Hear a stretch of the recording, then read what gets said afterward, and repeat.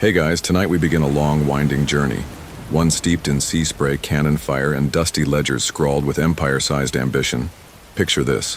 You're on a creaky wooden ship, sails groaning under wind that smells like salt and rotting citrus. Your boots are slick with brine. Below deck, barrels of biscuit and rum jostle against crates bound for lands your captain can't quite spell.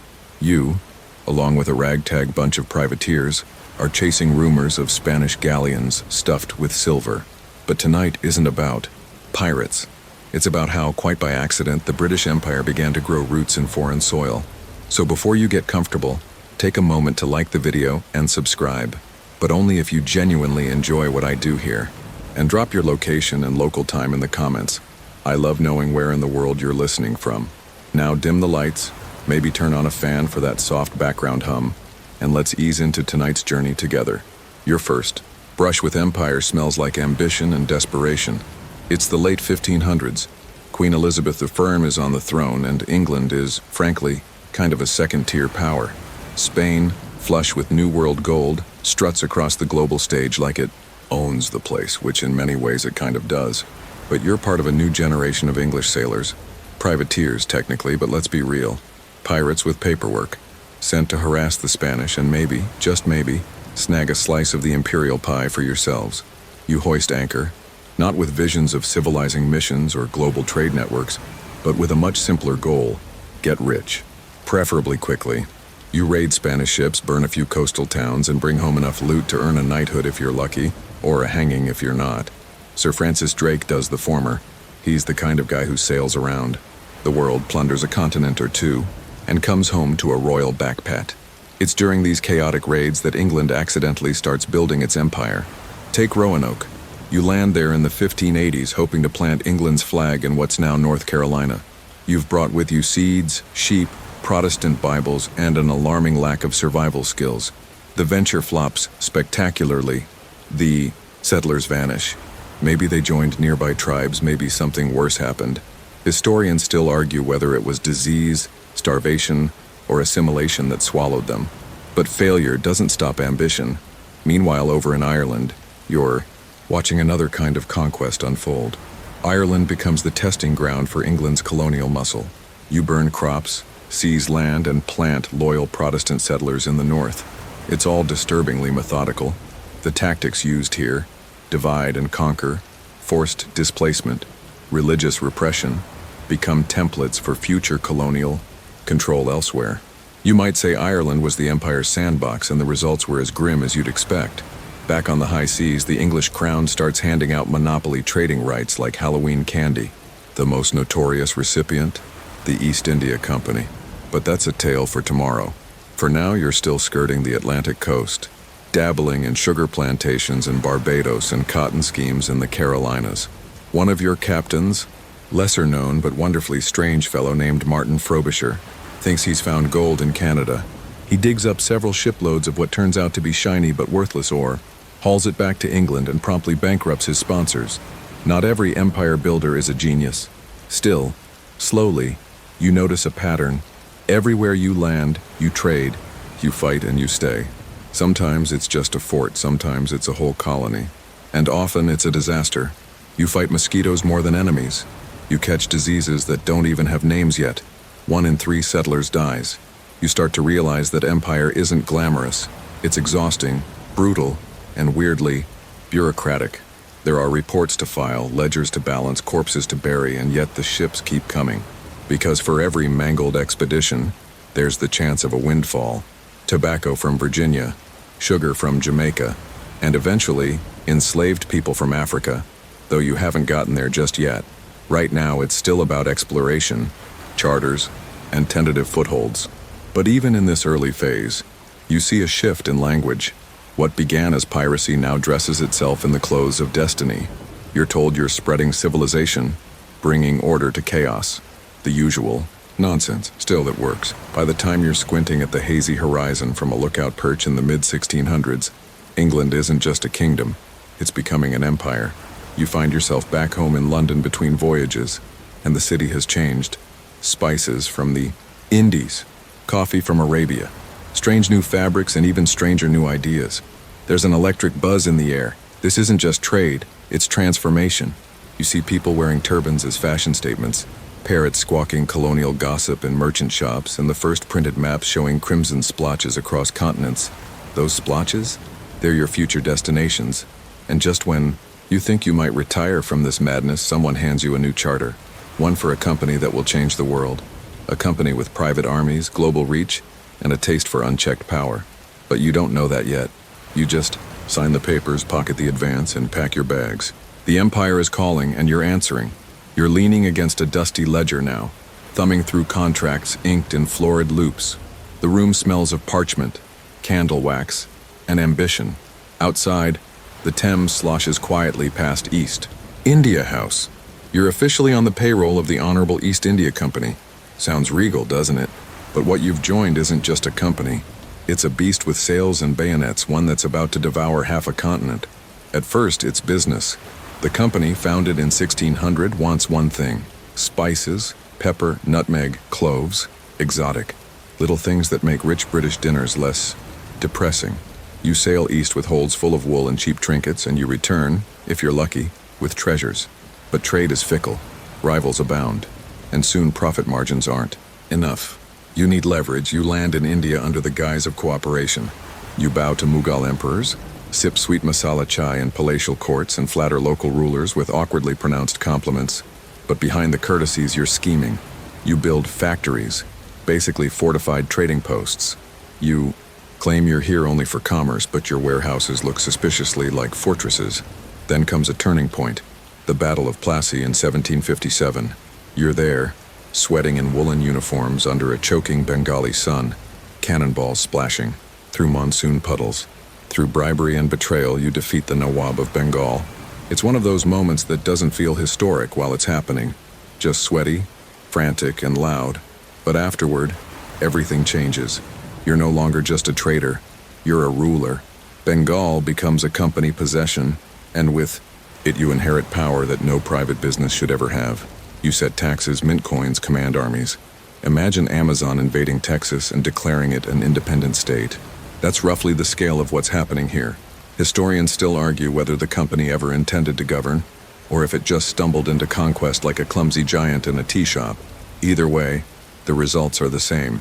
You start wearing red coats and giving orders. The company becomes a quasi-government, complete with courts, jails, and absurd bureaucracy. But governance, as it turns out, isn't easy. You're constantly putting out fires, both literal and metaphorical. Famines break out because your tax demands are set in London boardrooms, not Bengal villages. You introduce British law, which locals find confusing at best, oppressive at worst. And your officers, drunk on gin and power, behave like feudal lords. There's one particularly charming fellow who reportedly had his servants carry him in a silver bathtub through the streets of Calcutta. Sanitation wasn't really his strong suit. Back in London, the company's directors are sipping Madeira and pretending none of this is their fault. They rake in profits while the Indian countryside withers under drought and corruption. You, however, are on the ground. You see the grain hoarded, the children starving, the temples defiled in the name of order. It's not all exotic luxury and silk cushions. It's mud, hunger, and resentment. And then there's the army. The company raises its own private military, and it's enormous. You train local recruits, sepoys, in European tactics, arming them with muskets and discipline. It feels practical, even clever. But in time, these sepoys become a powder keg simmering with frustration. But that's a tale for another night. For now, you travel across India under the company's banner. You meet princes eager to align with British power, and others who resist. You see palaces razed and cities renamed. You hear English schoolmasters teaching Shakespeare to children who still dream in Sanskrit and Urdu. There's a strange duality. You admire Indian culture, its architecture, its art, its poetry, but you're also complicit in rewriting it. Quirky fact, the company even had its own navy, the Bombay Marine. Imagine a corporation today with submarines, and no, they weren't just protecting shipping lanes. They were full-on pirates when needed. Legal pirates. Piracy with a pension. As the 1800s roll in, you notice something even more unsettling. You're not just changing India. India is changing you. The British who settle begin wearing loose cotton instead of tight tweed. They eat curry more often than roast beef. They hire Indian servants, adopt Indian customs, and sometimes even marry local women. Scandalous, of course, but also deeply human. The lines begin to blur, but not for long. There's a shift in the air. Cold, bureaucratic, and distinctly Victorian. The British elite back home are growing uneasy with how much native influence is seeping into their pristine imperial project.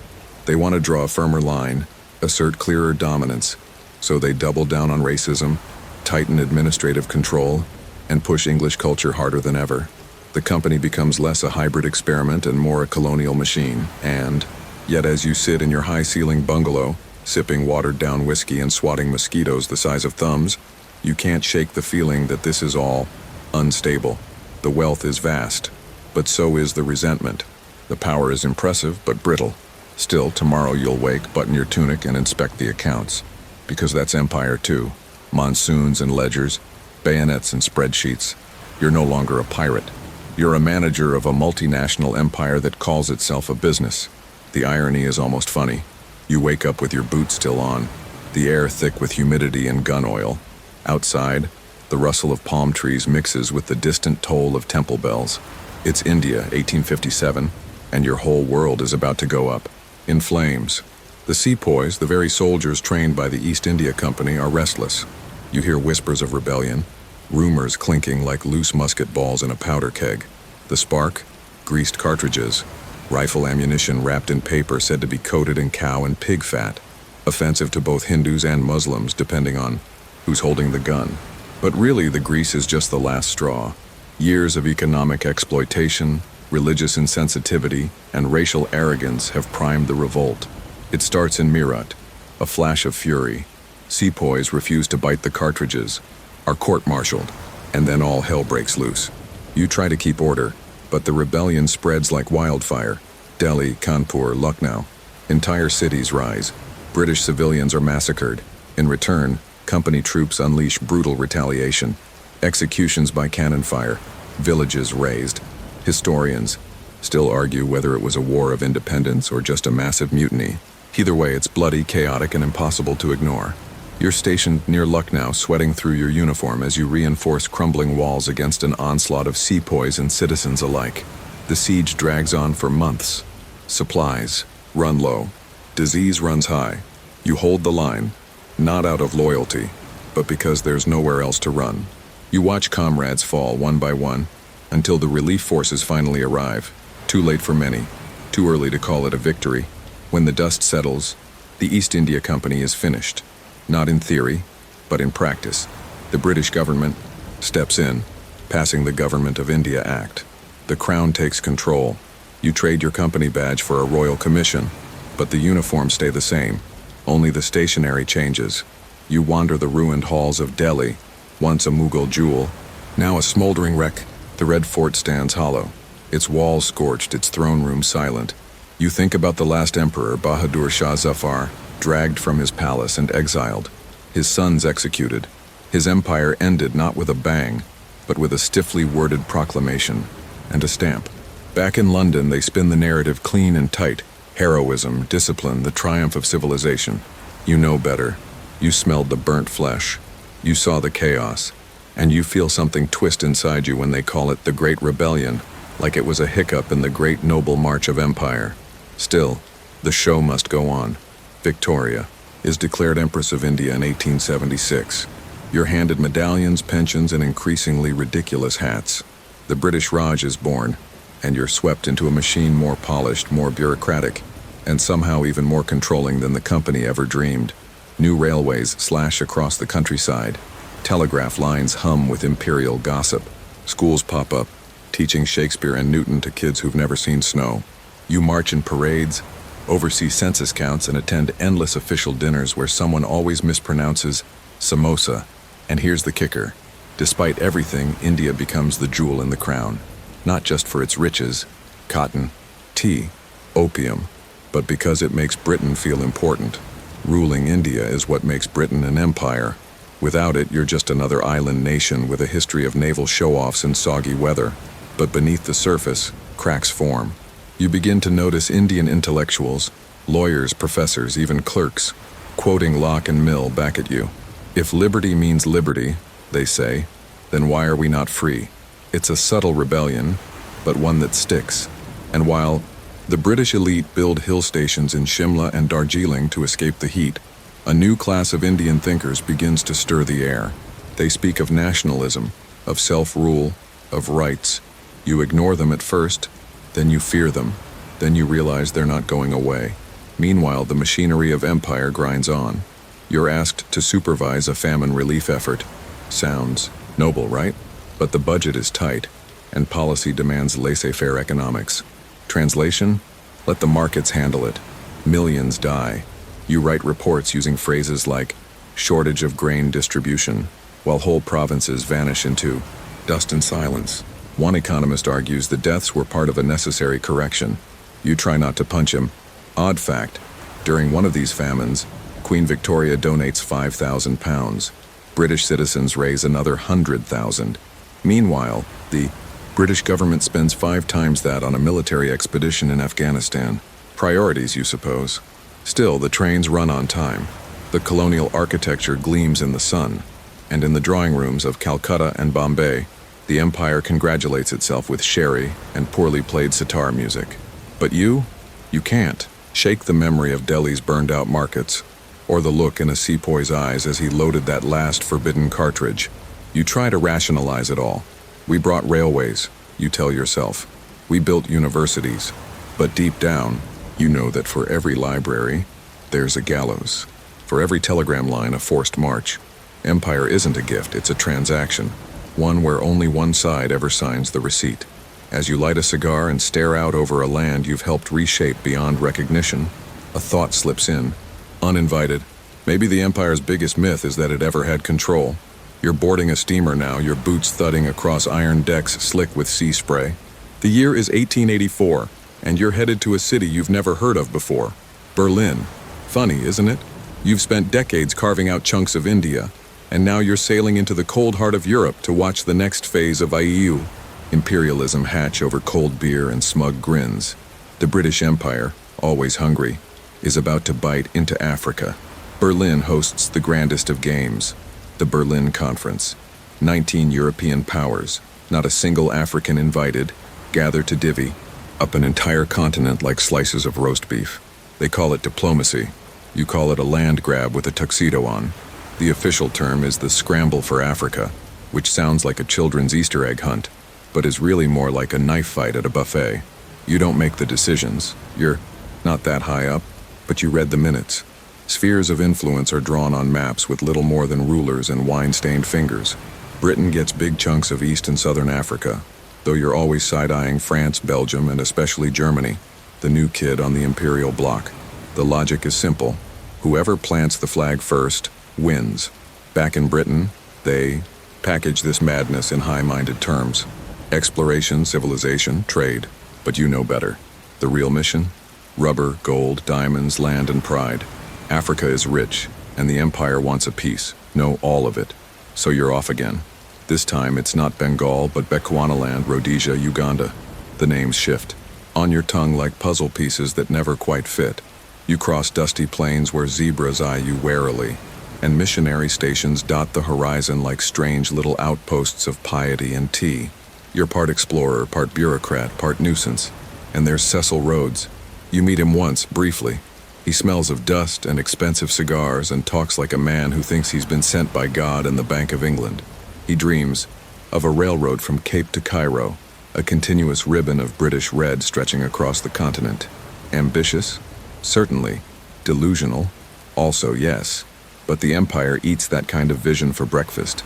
You help secure territory in the name of Queen and country, but the method is flexible. Treaties are signed under pressure, often in languages barely understood. Land is exchanged for muskets or gin, sometimes not exchanged at all, just taken. Historians still argue whether this was strategic expansion or blind plunder. You suspect it was both, seasoned with arrogance and opportunism. You ride with expeditions through the highlands of Kenya, the heat curling your collar and your patience. You help establish protectorates, such a cozy word for occupation, and watch as British flags are hoisted above communities that didn't even know Britain existed a week ago. One curious moment sticks with you. In Uganda, missionaries clash with administrators. The former want souls, the latter want railroads. A bishop once interrupted your meeting to complain that you built a prison before a chapel. You replied that iron bars last longer than sermons.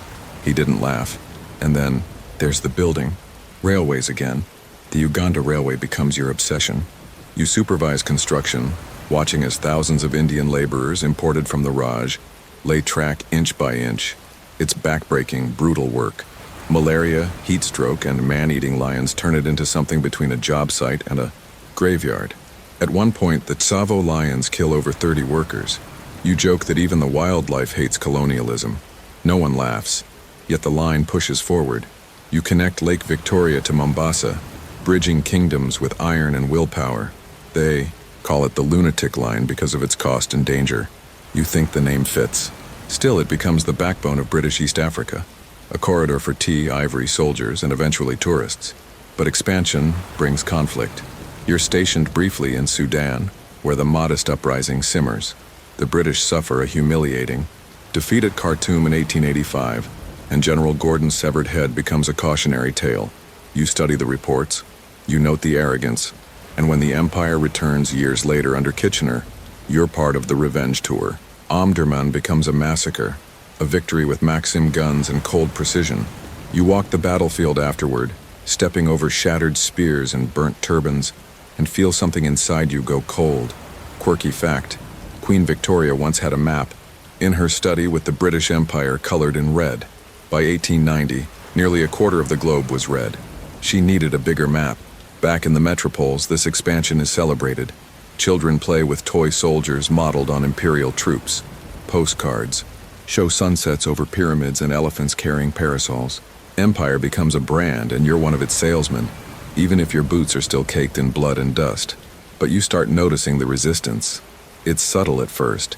Passive defiance, desertions, songs sung in the wrong dialect. But then it swells. In Matabeleland, in Mashonaland, in the Gold Coast. Locals resist British rule, sometimes with spears, sometimes with lawsuits.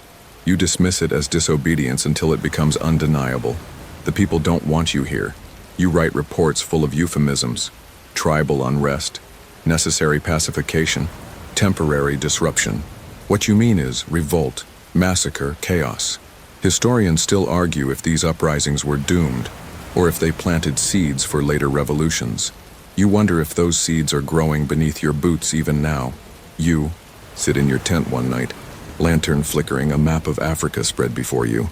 Your hand hovers over it, not to admire, but to check how much red remains, and you start to wonder, what happens when every inch is colored in? What then? You squint through the haze of cannon smoke, the copper sun glinting off bayonets. It's 1899 and you're deep in South Africa now. Not a jungle, not a desert, but dry rolling veldt, where grass crunches like ash underfoot and war is brewing again. You didn't come here for glory, but here it is anyway. Written in bold serif headlines back home. The Second Boer War. Another chapter in the Empire's never-ending appetite for land, gold, and something vaguely called order. You march alongside, khaki-clad troops toward the Orange Free State where Dutch-speaking Boers, the descendants of earlier European settlers, have drawn a line in the dust. They're stubborn, suspicious, and armed to the teeth. The Empire wants control of the Transvaal, and not just for its moral authority. It wants the gold fields. That's the real prize. You won't find that in the propaganda pamphlets handed out in Trafalgar Square. Back in Britain, the papers speak of bringing civilization to the frontier. But here on the ground, it's barbed wire, scorched earth, and guerrilla warfare. The Boers don't line up neatly like the manuals suggest. They ambush, disappear into hills, strike trains, burn telegraph poles. You're not fighting an army. You're fighting shadows on horseback. You chase them through koppies and ravines, sweating under your wide-brimmed hat, teeth clenched around sour biscuits and worse coffee. Orders come down to break their resistance, and that means torching farms. You watch haystacks burn, windmills crumble, livestock driven off. It's called the scorched earth policy. It works. Too well. The Empire builds concentration camps. Yes, the British call them that, with the intent to detain Boer women and children, keeping them from supporting fighters. You visit one outside Bloemfontein. Rows of tents flap in the dry wind. Food is scarce. Disease runs rampant. Over 26,000 women and children die in those camps.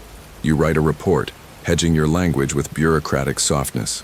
Conditions unsatisfactory, mortality elevated. It's a paper shield for a moral landslide. Meanwhile, the Empire wins the war. Of course it does.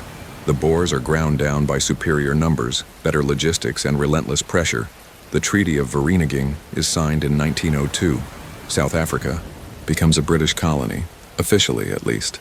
You stand in Pretoria watching Union Jacks unfurl and wonder if it all cost too much. Odd tidbit. A young Winston Churchill is captured during the war while acting as a war correspondent. He escapes dramatically, becomes a national hero, and later refers to the conflict as a splendid little war. You choke on your tea when you read that. Back home, public opinion begins to shift. There's a whiff of discontent in the air. Some British citizens question the methods.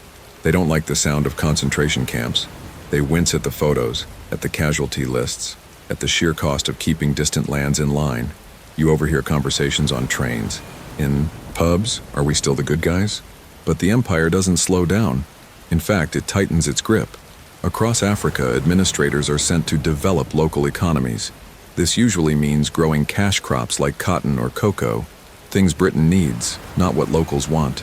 Taxes are introduced, payable only in British currency, which conveniently forces people to work in colonial-run mines or on British-owned plantations to earn it. Clever, isn't it? In Nigeria, the Royal Niger Company has essentially acted like a business-turned-government, extracting resources and enforcing laws with rifles and ledgers. Eventually, the British government steps in directly. You're posted briefly in Lagos, where you watch civil servants reclassify entire communities, with new labels: native, non-native, and subject. It's bureaucracy masquerading as control. And then there's Egypt. You arrive in Alexandria in 1907, and the heat here isn't just physical, it's political. Technically, Egypt is still part of the Ottoman Empire. Realistically, it's a British puppet draped in red tape and watched over by men in linen suits who pretend not to hear Arabic. You're stationed near the Suez Canal, that vital artery of empire. Whoever controls the canal controls trade. And Britain? Britain doesn't let go of lifelines. You meet a few Egyptian nationalists, young men educated in European ideas but raised on ancient history. They ask questions, smart ones. Why are British officials the only ones with real power? Why are Egyptian taxes funding British infrastructure? You fumble your answers, citing stability and progress. They nod politely. You know they're unconvinced. Meanwhile, Cairo is a city split in two. On one side, luxurious colonial clubs with billiards and imported whiskey. On the other, dusty alleys echoing with calls to prayer and political dissent. The empire keeps. The trains running, yes, but also censors newspapers, exiles dissidents, and imprisons poets. All in the name of peace. Historians still argue whether this period was the zenith of British control or the beginning of its unraveling. You lean toward the latter. Everywhere you go, there's an undercurrent of tension, like a storm gathering just beyond the horizon. The flags fly high, but the foundations tremble, and yet the world keeps spinning. In 1914, Archduke Franz Ferdinand is assassinated in Sarajevo. You barely register the headline, some distant Austrian problem. But then troops are mobilized, alliances triggered, and suddenly the empire is at war again. Not just a colonial skirmish, a real one. Global, industrial, ugly. You're sent back to Europe, but this time, you're not just a colonial overseer. You're a soldier in a world war, one that will bleed empires dry and redraw the very maps you helped sketch. You wake in a trench. Mud presses cold against your back and rats scurry over discarded biscuit tins and spent casings. The Great War has begun, and suddenly the reach of the British Empire doesn't feel so triumphant. You traded sun-baked fields in Africa for the soggy corpse-laced no-man's land of the Western Front. But here's the twist. The Empire is here too. Not just you, the colonial veteran, but men from every edge of the map. Sikhs from Punjab, Zulus from Natal, Maori from New Zealand, Jamaicans, Canadians, Australians. Over 2 million soldiers from the colonies join the fight. The Empire calls, and its subjects answer. They wear British uniforms, carry Enfield rifles, and sleep in muddy dugouts beside you, but you notice something the brass prefer to ignore. These men aren't just here to serve. They're watching, listening, learning how Europe fights, how empires bleed, how leaders fail. You start to wonder, what happens when they go home? Still, there's no time for philosophy. The Somme awaits. You trudge through thick sludge that sucks at your boots like it's trying to swallow history whole. Shellfire lights up the sky like a cruel fireworks display. At Passchendaele, you spend a week soaked to the bone, writing casualty reports in pencil because ink won't dry. You see men drown in mud. Not metaphorically, literally. One slip, one wrong step, and they vanish. You can't help but think, well, this beats malaria. The war becomes a grinder. 4 years of attrition, and the empire hemorrhages men and money. Over 886,000 British and colonial troops die. You keep count, not because anyone asks you to, but because someone should. An odd detail from the mess. Indian troops requested curry powder in their rations. The British Army responded by creating makeshift curry kitchens in northern France. Even amid horror, there's always flavor. By 1918, the guns fall silent. You survive, barely. Your lungs rattle from gas exposure. Your knees ache from years of marching, but you're alive. You return to London expecting parades. You get cues, rations, and silence. Victory tastes flat, but something's changed. The colonies watched Britain bleed, watched it beg for help, and now they want more. In India, protests swell. You hear murmurs of self-rule, Swaraj. Gandhi walks through your thoughts in his homespun cotton, preaching resistance through peace. You're skeptical, of course. How can someone defeat an empire by refusing to fight? But then again, you've seen how wars end. Back in Africa, returning soldiers tell stories of Europe not as the beacon of civilization, but as a place of trenches, amputations, and endless mud. They start to question, if Britain is so superior, why did it nearly destroy itself? Resistance movements gather under different names now. Independence leagues, workers' unions, student circles. And the empire, your empire, starts to flinch. Still, in 1919, the British flex their muscles one more time at Amritsar. You're not there, but you read the reports. A peaceful protest. A garden enclosed by walls. General Dyer orders his men to open fire without warning. Over 1,000 Indians are killed. Some say more. You feel a stone drop into your gut. Even the British press can't spin this into a victory. Historians still argue whether Amritsar marked the beginning of the end of British rule in India. Some say it woke Gandhi. Others say it shattered any illusion of benevolence.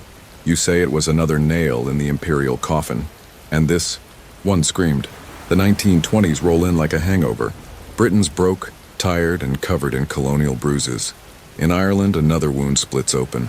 You're sent to Belfast for a time, watching the struggle for Irish independence unfold not in jungles or deserts, but in streets you almost recognize. Bombs in letterboxes, shootings in pubs. The British Empire begins to eat its own. You note a pattern. First come the protests, then the violence, then the peacekeeping, then the apologies. Lather, rinse, repeat. Meanwhile, new names join the map. Iraq, Palestine, mandates awarded to Britain by the League of Nations, like war prizes wrapped in legalese. But these aren't stable gifts. They're bombs with long fuses. In Iraq, rebellions flare within a year. You fly overhead in one of the Empire's shiny new RAF planes, watching villages smolder under aerial bombardment. The irony doesn't escape you. This isn't the civilizing mission you grew up with. This is control by combustion. A quirky fact. Churchill, then Secretary of State for the Colonies, once flirted with the idea of using chemical weapons to quell uprisings in Iraq. Historians debate whether he meant tear gas or something nastier. Either way, the suggestion lingers like smoke. You shuffle papers in London for a while, overseeing reports from Kenya, Sudan, and the Caribbean. The headlines still call it the empire on which the sun never sets. You prefer to think of it as the empire that can't sleep. Too many rebellions crackling in the dark. And just as things start to simmer again, the world lurches. 39. Germany invades Poland. Britain declares war. Again. You're too old to fight, but you're not free of duty. This time, your job is coordination, logistics, colonial recruitment, propaganda. You dust off the old colonial files. The empire needs its sons once more. And they come, again.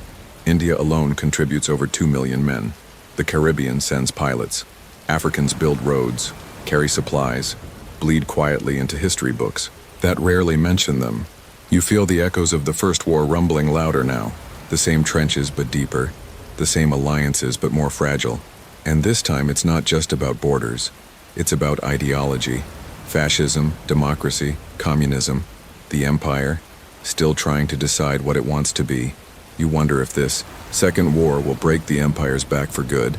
But for now, the flags still fly, the king still speaks, the colonies still march.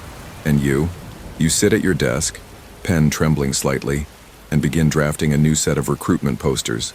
Because empires, even crumbling ones, are always hungry for more ink, more men, and more stories to hide the cracks. You march with the sepoys, Indian soldiers dressed in British uniforms, trained in British ways, but living under British rule with increasingly little to show for it.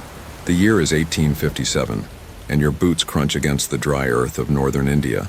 Overhead, the sun scorches the thatched roofs of village huts and stone barracks alike. You're stationed at a garrison in Meerut, and it feels like something's about to crack. You can hear the murmurs. Rumors swirl like gnats around a lantern. There's a new rifle cartridge, they say, and to load it, soldiers must bite open the greased paper casing. That wouldn't be a problem, except it's allegedly greased with beef and pork fat. For Hindu soldiers, cows are sacred. For Muslim soldiers, pigs are unclean. In one smooth, dismissive innovation, the British East India Company has managed to offend just about everyone in its ranks. Historians still argue whether the cartridge was the match that sparked the revolt, or just a convenient symbol. But for you and your comrades, it's no longer about grease, it's about power, about disrespect, about 2 centuries of simmering resentment. You glance around and realize you're not alone in feeling this. Eyes meet in the barracks, in the bazaar, in the temple courtyard. Something unspoken passes between you. It's time. On May 10th, 1857, it begins. You hear it first. Shouts, gunfire, the panicked whinnying of horses. The sepoys have broken ranks and are storming the armory. You're one of them now. The lines blur. You cast off your red coat, swap it for your own clothes, your own skin. Together, you break open prison, doors and free comrades held for refusing the cartridges. The revolt spreads like fire on dry grass. You move toward Delhi. Not modern Delhi with its bustling metro lines and latte-sipping urbanites, but the crumbling capital of the old Mughal Empire. The rebels reach the gates and call on the 82-year-old Bahadur Shah Zafar, the last Mughal emperor, to lead them. He's more poet than politician, but you watch as he's thrust back into the spotlight as a symbolic figurehead. The British call this a mutiny. You call it something more. In Kanpur, you hear tales of gruesome violence on both sides. British officers are executed. Women and children die in the chaos. Then comes British retaliation, which makes your blood run cold. Entire villages razed. Rebel prisoners tied to cannon muzzles and blown apart. Remember PG-13, but let's just say it's not subtle. You walk through Lucknow, where the siege of the British residency turns into a months-long deadlock. You're both awed and horrified. The rebels fight with ferocity. The British respond with brutal precision. And yet you sense something strange. The British never quite understand why the revolt happened. They dismiss it as a random mutiny, a failure of discipline. But in whispers around campfires, you and the others speak of land seizures, religious interference, and disrespect that stings like salt in an open wound. Here's a quirky fact. Among the many grievances one often overlooked is the annexation of Oudh, a princely state that had long been ruled by nawabs with a flair for poetry, gardens, and kebabs. The British deemed them decadent and swept in. But for many Indians, this wasn't just politics, it was a cultural insult. You wander through abandoned palaces filled with echoes of lost music and lost pride. As the months drag on, you begin to see the tide turn.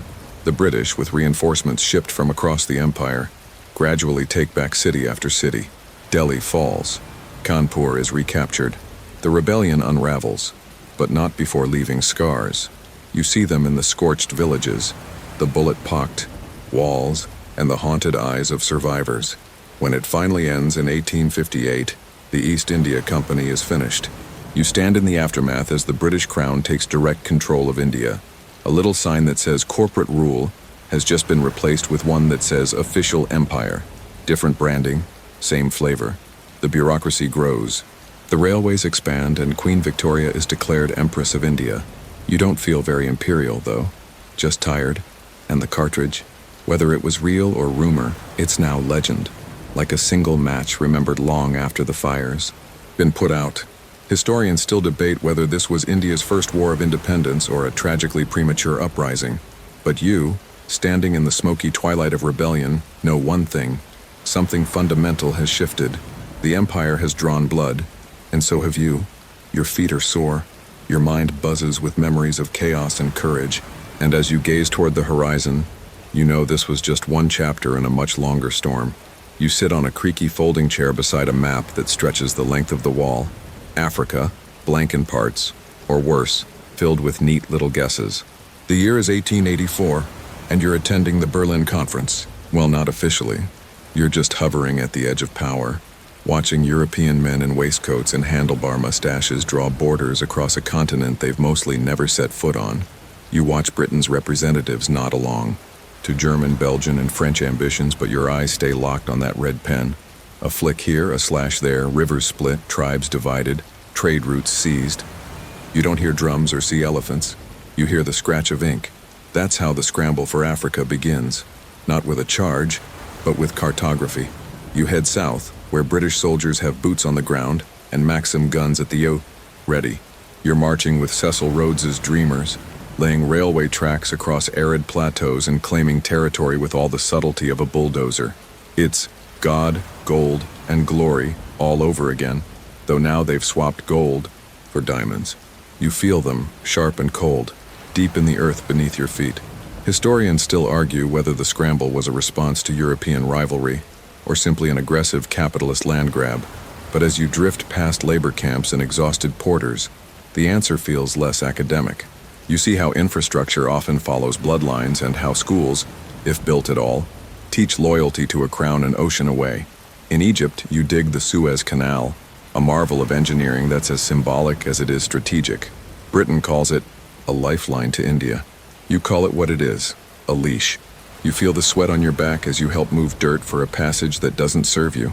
Years later, you'll watch as British troops march in to protect it, not from invasion but from Egyptian nationalists who dare to want it back. You wander west to Nigeria, where treaties are signed with a smile and a dagger behind the back. Chiefs agree to protection, but you watch their confusion as their kingdoms slowly dissolve into British districts. A quirky detail: the British sometimes signed treaties with people who didn't speak English and couldn't read. In some cases, translators fudged the details. Protection became annexation. Whoops. Further south, you cross paths with Shaka Zulu's legacy, still looming large decades after his reign. You join battles in Zululand, where warriors clash with redcoats in terrifying silence until the first spear flies. You see courage, yes, but also the futility of iron-tipped sticks against rifles. Isandlwana, Rorke's Drift. Names you'll forget unless you're a pub quiz champion, but moments that reveal just how deeply Britain will dig in its heels for even a sliver of control. And then there's the madness of Uganda. You sit awkwardly through the bizarre war between Christian factions, Catholic and Protestant, fueled by missionaries and manipulated by British interests. The kingdom is torn in two over theology imported from thousands of miles away. You scratch your head and wonder how a colonial administrator kept a straight face while arming Sunday school students. You sail down the Congo River, not technically British territory, but you feel the same chill. The Belgians are worse in some ways, but Britain isn't innocent. You learn that rubber and ivory don't just appear, they're extracted. Painfully, you see villages where hands are missing. It's not your empire, but it rhymes. And then, the railways. Oh, the railways. British engineers, eager to lay track, ignore the fact that local populations sometimes live where the train should go. You trudge beside workers who are paid in coins they can't spend, and food they didn't grow. You watch people displaced for the convenience of timetables. Progress, someone says. You roll your eyes. There's also the schools. You walk into one, a mud-walled mission classroom with a Union Jack flapping outside. Inside, children chant English grammar and memorize Queen Victoria's family tree. Their own ancestors? Skipped. You feel the dull ache of cultural amnesia settling in like evening fog. You smell quinine, too, the bitter tang of malaria prevention. A little science among the conquest. British doctors experiment with dosage, and you quietly appreciate the modern medicine, even if it's served with a side of empire. But even here, resistance simmers. You whisper in the ear of a leader like Samurai Touré, whose campaigns against French and British encroachment echo through the savannah. You slip into a marketplace where locals boycott British goods. You share a meal where colonial taxes are paid in produce, and people feel the absence of their yams more keenly than the presence of some distant monarch. A strange fact. In some regions, British colonizers measured land not in acres, but in how much tax it could yield. The land wasn't seen as sacred, it was seen as revenue. You can still feel that dehumanization in how maps were made, with people labeled as assets. As the century closes, Britain controls nearly 30% of Africa's land and tens of millions of its people. You lean against a baobab tree and feel the quiet, simmering consequence of it all. The scramble is over. The possession is legal, but the human cost has just begun. The sky turns a rich, dark blue. You watch the Union Jack fluttering over outposts and barracks, stitched into foreign soil. You trace your path across the continent step by dusty step and realize these borders drawn in European parlors will harden into scars no one here asked for. You trudge through the dry plains of South Africa, boots kicking up the dust of another march. Your uniform is British, but your heart isn't sure where it belongs anymore. Around you, the sun scorches down on makeshift camps, burnt farmsteads, and towns caught between empire and independence. This is the Boer War, technically the second one, and you're caught in its strange middle. It's 1899 and Britain is fighting settlers of Dutch descent.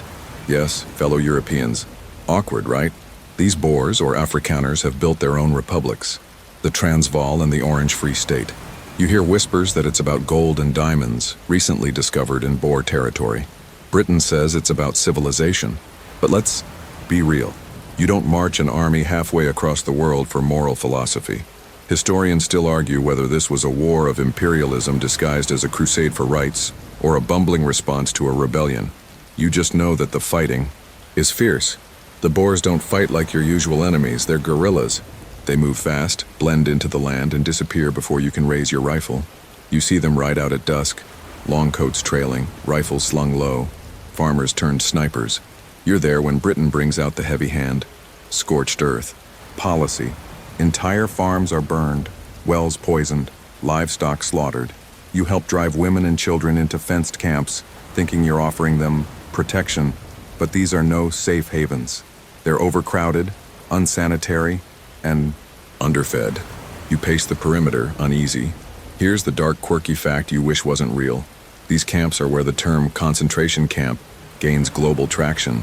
It isn't the Nazis who invented it, it's Britain. Over 100,000 Boer civilians are interned, and around 26,000, mostly children, don't make it out alive. The numbers are whispered at night, but not loud enough to wake the conscience of empire.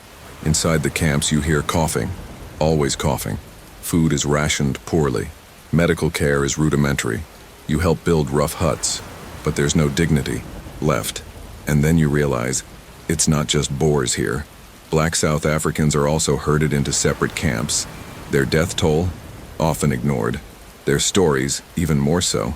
It's an open secret buried under layers of official paperwork and polite imperial silence.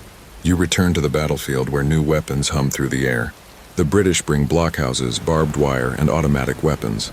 The Boers use terrain and silence. You ride patrol at night, knowing every hill could be a sniper nest. The war drags on longer than anyone predicted. A few thought it would be over by Christmas. That was 3 Christmases ago. You're there for the Peace of Vereeniging in 1902. It's technically a British victory, but no one's throwing a party. Boer republics are absorbed, but the bitterness simmers. You walk through Pretoria and see Union Jacks flying, but the looks from locals are cold. You helped win, but it doesn't feel like victory. And now, here comes the awkward twist. The British Empire offers the Boers a deal. Join the new Union of South Africa and we'll let you govern yourselves. Even more, you can write laws that marginalize the black majority. You win autonomy by tightening racial control. You look around and realize that the groundwork for apartheid is being poured with imperial concrete. You attend a celebration where British officials toast the end of hostilities. You sip warm wine and listen to speeches about unity, but you hear no mention of the dead children, the burnt villages, or the thousands of black Africans displaced and forced into labor. You hear what's said and you also hear what's not. A small, strange note. Britain actually imported Australian, Canadian, and New Zealander troops for this fight. You meet men with funny accents and sunburns worse than yours. Empire means calling on help from wherever you can, especially when it's inconvenient. You bond over canned rations and shared grumbling about the heat. One guy teaches you to play two-up. You lose horribly. As the war ends and Reconstruction begins, the real legacy settles in. You see a new white-led government begin to draft laws that treat black South Africans as invisible. You attend one of the first court hearings where land ownership is quietly redefined. You watch tribal land disappear into a ledger labeled British interests. You sit in a classroom where Boer children learn their language again, while black children are offered only labor skills in Sunday sermons. Historians now debate whether this war was the turning point where Britain's imperial morality finally slipped its mask. But you've been there. You've heard the coughs in the camps and seen the ash fall on farmlands. You don't need footnotes to know. You stare at the horizon, and the land stretches out like an open wound. The Boer War was supposed to be the Empire's show of strength, but what it really exposed was just how far Britain would go to maintain power. Burn everything. Blame no one. You tighten your belt and walk on, through fields where grass tries to grow again. Somewhere far away, the monarchy is celebrating. Here, only silence. You've seen the costs, and they aren't measured in territory. They're measured in trust, in bodies and in names that will never make the history books. You walk slowly now, your boots echoing on the rain-slick cobblestones of Dublin. A fog hugs the city like an old grudge, and everywhere you go, the air feels tight with history. This isn't some far-off colony. This is Ireland, part of the British Isles, yes, but treated for centuries as anything but equal. You stroll past crumbling Georgian buildings, their grandeur now weather-worn. Behind them, whispers cling to every brick, uprisings crushed, languages silenced, and a people who never quite stopped resisting. This, you realize, is not a rebellion that starts and ends. It's a long, slow burn.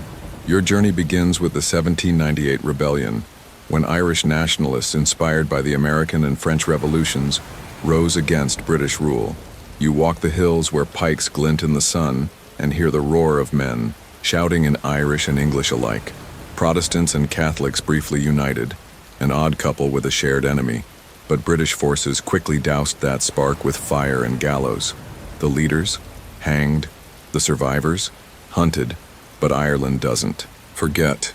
You move forward to the early 1800s and sit with Daniel O'Connell, the great emancipator, whose soft-spoken charisma moves crowds without ever firing a shot.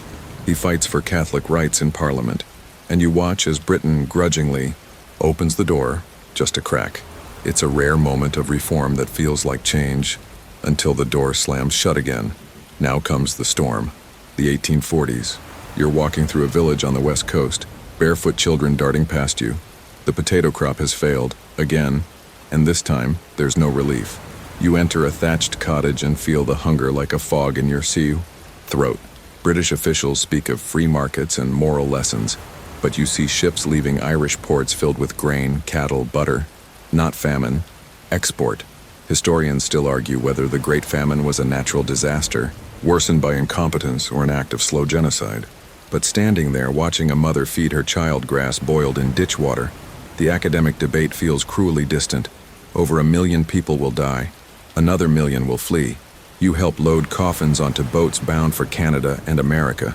Knowing most of the passengers are already ghosts, you sail with them, watching as the Irish diaspora takes root far beyond the island. You land in Boston, New York, Melbourne. You hear accents soften and harden again, Irish names twisted by foreign tongues. You read newspapers that call these refugees dirty and papist, but you also watch them rise, brick by brick, vote by vote. They don't forget where they came from. You don't either. Back in Ireland, it doesn't take long for rebellion to rise again. You sneak through the streets during the Fenian Uprising of 1867. It's a mess, badly organized and swiftly crushed, but something has changed. The hunger has turned into steel. You pass men whispering in pubs, printing illegal newspapers, and smuggling dynamite in jam jars. The Empire's grip is tightening and trembling. Then comes 1916. You crouch behind the General Post Office in Dublin as shots crackle through the streets. The Easter Rising is underway. You hear the declarations, bold and poetic. An Irish republic free from British rule. But the city burns. The rebels are outnumbered and outgunned. You help drag bodies into doorways. You watch surrender, slow and bitter. And then the executions. One by one, the British line up the leaders in Kilmainham jail and shoot them. You can still hear the crack of the rifles. One man, James Connolly, is so wounded they tie him to a chair to kill him. The Empire thinks it's sending a message. It is. Just not the one it intended. You feel the rage rise like tidewater. In the next few years, you walk through a country on the edge of revolution. You join the Irish War of Independence, slipping through hedgerows with the IRA, ambushing British patrols, watching the black and tans torch homes in reprisal. It's guerrilla warfare, brutal and personal. There are no fronts, just living rooms that turn into battlegrounds. You sign the Anglo-Irish Treaty in 1921 with a shaky hand. Ireland is now a free state, but only partially. 6 counties in the Boer North remain under British control. Partition, they call it. A compromise. You call it unfinished business. The next war is civil. Brothers fighting brothers over whether the treaty is betrayal or progress. You can't keep track of sides anymore. You just know the wounds run deep. You watch families split down the middle, towns caught in mourning that never fully ends. And through it all, Northern Ireland simmers. You cross the invisible border into Belfast and feel the tension like a tripwire underfoot. 2 flags, 2 religions, 2 histories jammed into one small space. You visit a Protestant marching band rehearsal, then a Catholic memorial for the hunger strikers. You start to feel the time loop. Violence, silence, repeat. A strange fact. British intelligence agents sometimes infiltrated both sides during the Troubles, stoking chaos to keep control. Officially, they were neutral. Unofficially, well, let's just say files from the 1970s and 80s still go mysteriously missing. Makes you wonder who was really pulling strings in those midnight street battles. You end your walk in Derry, 1972, Bloody Sunday. British soldiers open fire on unarmed civil rights protesters. 14 die. You hold someone's hand as they bleed out, and suddenly you don't care about treaties or constitutions. You just feel the horror. You sit in silence as inquiries drag on for decades. Justice feels like an old myth, but the stories keep coming. Graffiti on walls, songs in smoky pubs, whispered names too painful to say aloud, and yet somehow, Ireland endures. A peace process begins. Fragile, imperfect, but real. You hear the Good Friday Agreement read aloud in 1998 and feel something shift. Not closure, just breath. Still, the Empire's shadow lingers. In land, in law, in memory. You light a candle in a ruined chapel and realize, for the British Empire, Ireland wasn't a colony, it was a mirror, and what they saw terrified them. You're on a train now, rattling across the dusty plains of colonial India. The sun glares through cracked windows, and outside fields shimmer with heat. But it's not the temperature that makes your skin crawl, it's the knowledge that what you see out there is only the surface. Underneath it lies something uglier. Hunger, calculated. The train slows. You step off and feel the dryness in your mouth before you've walked 10 steps. There's a crowd at the station, thin, sunken-eyed, silent. They don't beg. They're past begging. These are victims of famine, but not the kind nature makes. These are the kind policies create. You're in the late 19th century under the British Raj, where a strange irony rules. Some of the most fertile land in the world, governed by the richest empire of its time, is regularly home to some of the deadliest famines. The 1876-78 famine is raging in southern India, and you walk among the dying in Madras Presidency, hearing the eerie quiet of a place emptied by starvation. Over 5 million dead, and that's a conservative estimate. Historians still argue whether the British simply mismanaged the crisis or weaponized it. You meet officials who insist this is a tragic necessity. They quote economic theory, Malthusian doctrine. That population checks itself when food runs out. You stand in a relief camp and watch as grain is handed out in exchange for labor. Road work, quarrying. No work, no food, they say.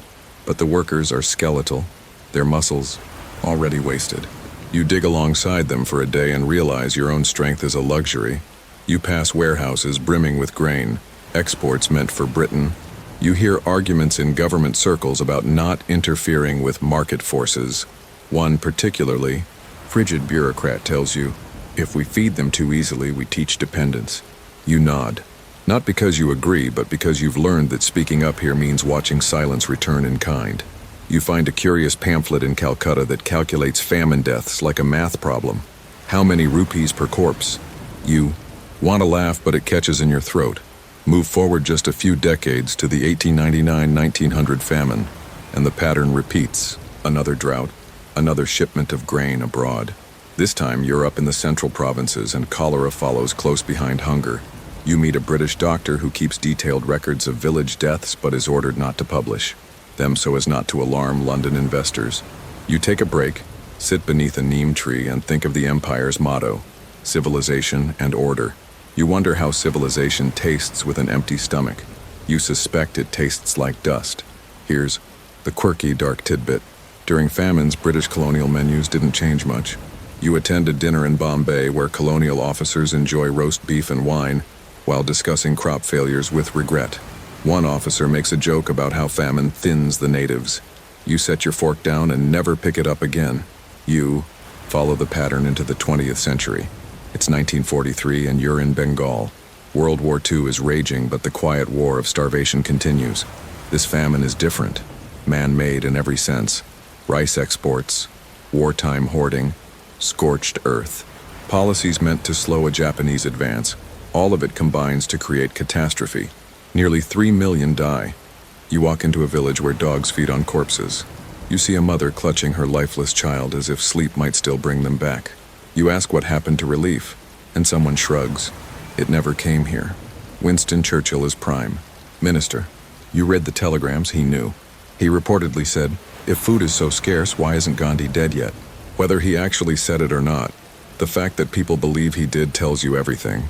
His government declines to reroute food shipments from Australia. Priorities, you're told. There's a war on. Historians debate whether Churchill was callously negligent or strategically cruel. But as you hold a tin bowl of rice surrounded by 100 gaunt faces, the answer feels clear. The famine wasn't inevitable. It was permitted. You stumble upon something else. Famine codes. Yes, literal written instructions on when and how to declare a famine and how to intervene. They exist. But in Bengal, the bureaucracy stalled. You meet a relief officer who admits he was told to wait, to delay, to avoid panic. You ask him how long he waited. He doesn't answer. At night, you lie on a reed mat in a makeshift shelter. The air stinks of decay. You count your breath thinking about the statistics. The empire left India with an average life expectancy of 27 years. But numbers never capture the sound of a child too weak to cry. You hear it once, and it haunts you like a curse. You walk through modern-day West Bengal and see grain stored in steel silos. There's enough food here now, the trains run, the markets bustle, but the scars are deep. Ask the old women sitting outside their clay homes. They'll tell you stories their grandmothers told them, about the year the rice vanished, about the man with the clipboard who never came back, about the promise of empire that always rang hollow. A final eerie observation. In British newspapers during these famines, the reports are buried deep, often next to gossip columns or cricket scores. Headlines read like weather forecasts. Conditions persist in India. No outrage, no mourning. Just an empire brushing ashes off its lapels. You get back on the train the same route as before. This time the land is greener, the people fuller. But you know what lies beneath the surface, and the engine chugs forward, powered not by steam but by memory. You walk into a quiet Indian classroom, but something feels off. The chalkboard is smudged with cursive script that looks out of place. The children recite poems in English, crisp and unflinching, but when you glance at the textbooks, something curls in your stomach.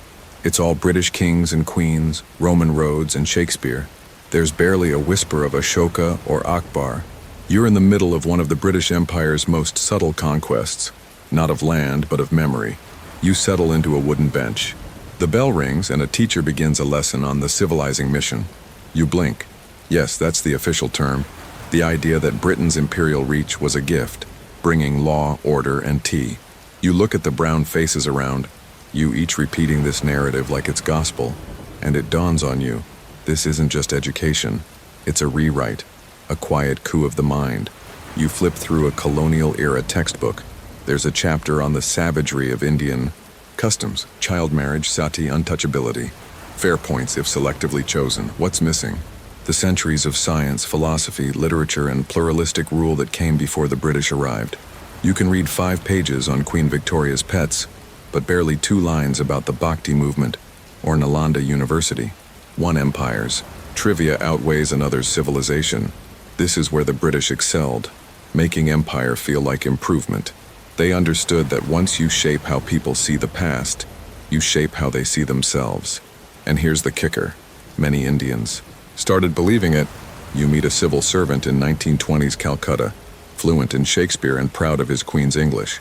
He believes British rule is benevolent, a stepping stone to modernity. You ask him about his own country's history, and he hesitates. Primitive, he says softly, with a little shame in his voice. That shame? That's imperialism's hidden weapon. You visit a mission school next. Rows of girls in starched uniforms learning sewing, scripture, and English etiquette. They curtsy, say thank you, and are taught to look away from statues of Kali. One teacher brags that these children will one day make fine wives for junior officers. You almost spit out your chai. Historians still argue whether British education was an accidental byproduct of governance or a calculated tool of control. But one thing's clear. It created a class of intermediaries, Indians who looked Indian but thought, governed, and even dreamed in British paradigms. Macaulay, a British politician, was blunt about it. He famously wrote that colonial India needed a class of persons Indian in blood and color, but English in tastes and opinions, in morals, and in intellect. You find that quote scribbled in the margin of a teacher's notebook. You stroll into the heart of Delhi University, established in 1922. The architecture is British Gothic, the language of instruction, English, the curriculum, a blend of empire-glorifying history and British economic theory. You listen to a lecture on the Industrial Revolution, rich in detail, yet silent on how Indian textile industries were deliberately crushed to feed Manchester's mills. You move through decades and see the ripple effect. Indian civil servants out-Britishing the British, judges quoting Latin legal maxims, poets torn between writing in Urdu and winning prizes in English. You hear stories of Indian students who, when sent to Oxford, came back more alienated from their homeland than enlightened. Here's a quirky example. In some schools, cricket was not just a sport, it was moral instruction. Discipline, teamwork, obedience. You're told that playing cricket like gentlemen prepared Indian boys to become proper subjects of the crown. You watch a match where one boy is scolded not for losing, but for celebrating too loudly when he wins. Remember your place, the coach says. Lesson delivered, but the British couldn't control everything. Language slipped through their fingers. You spend time with writers who twist English into something sharp and defiant. In 1935, you read Mulk Raj Anand's Untouchable, where colonial life is shown in grim detail through Indian eyes. By the 1940s, you hear the cadence of Indian English breaking free, no longer mimicry, but muscle. And then there are the rebel teachers. In hidden corners of the country, you find people preserving Sanskrit, Tamil, Persian, Urdu, Bengali, teaching children the Mahabharata alongside Milton. One elderly man in Kerala laughs when you ask about the British curriculum. It's just a tide, he says. We outlive tides. Still, the damage lingers. You travel through the 1950s and 60s, long after independence, and find students who can name every British monarch, but not a single Indian revolutionary. You hear debates in Parliament about what belongs in history books. Should children learn about Shivaji or stick to Shakespeare? The shadow of colonial education stretches well past the empire's political exit. One day, you're sitting in a modern classroom in Mumbai. A teenage girl stands up to give a speech. She quotes both Gandhi and George Orwell. She switches between Hindi and English without missing a beat. She calls the British Empire a complicated wound. You feel a quiet pride ripple through the room. You realize something. The British tried to erase, but they never quite deleted. They buried stories under textbooks, yes, but the stories survived. In lullabies, in oral history, in the awkward silences between school lessons. Resistance was never just in the streets, it was in the mind. And the mind remembers. As you leave the classroom, you pass a wall of student art. There's a drawing of a lion and a peacock standing back to back. Underneath, someone's written, "We learned their language. Now we use it to tell our own stories." And you smile, because in the empire's greatest tool, you just found its undoing. You move through the narrow streets of Amritsar, feeling the pulse of something electric. The First World War is over, but the war within the empire, that's just warming up. Indian soldiers had fought and died for the British crown, believing promises of reform and representation. What they got instead was the Rowlatt Act, a law that said the government could imprison people without trial. No judge, no jury, just a one-way ticket to jail for looking suspicious. Cozy, right? People are angry, rightfully so. You pass posters, in Punjabi and Urdu calling for peaceful protest. You hear whispers at market stalls, murmurs of meetings planned in defiance of a government that's increasingly paranoid. And there's one place these frustrations are about to explode: Jallianwala Bagh. You slip through a narrow passage into the garden. It's enclosed on all sides, like a giant brick box. No back exits, no way to disappear into alleyways. The space is filling up with thousands. Families, workers, students, all gathered not for war but for peace. There are women with children, men sitting cross-legged, people climbing trees to get a better view. And you settle into the crowd thinking maybe, just maybe, this is what democracy looks like. Then, boots, marching, deliberate. You turn and see a column of soldiers entering the garden, 50 men, led by a certain General Reginald Dyer. He doesn't say a word to the crowd, no warning, no demand to disperse. Instead, he takes position, raises his arm, and gives the order. Fire. The bullets come fast, thudding into flesh, echoing off stone. You duck instinctively, hands over your head, heart pounding like a war drum. But there's nowhere to go. Behind you, a well. People are jumping in to escape the gunfire. Later, that well will be found stuffed with over 100 corpses. The bullets don't stop until Dyer's men have fired 1,650 rounds. 10 minutes of hell in a walled garden. When it's over, the ground is wet and warm. The silence is somehow louder than the gunfire. Bodies lie still. Cries soften into moans. A boy limps toward his mother and collapses halfway. You stay frozen, your mind repeating the same question over and over. Why? Dyer's answer: he claimed he was preventing rebellion, that the show of force would teach the Indians a lesson. Real Teacher of the Year material. In Britain, he was cheered by some, condemned by others. Churchill, ever the dramatic, called it monstrous. But the government? They quietly retired him. No jail, no trial, just a comfy pension and a pat on the back. Historians still argue whether Dyer acted alone, or if he was just a blunt instrument of imperial policy. Was he a rogue general? Or just doing what the empire had quietly wanted all along? Make sure the colonized never forgot who held the guns? You walk out of the garden in a daze, past survivors carrying wounded children and stunned elders. In your ears, the silence still rings, and that's when you realize something has changed. Before, people asked for rights. Now they want independence. The British just poured gasoline on a fire they thought they were putting out. You stop by the edge of the garden near a bullet-pocked wall.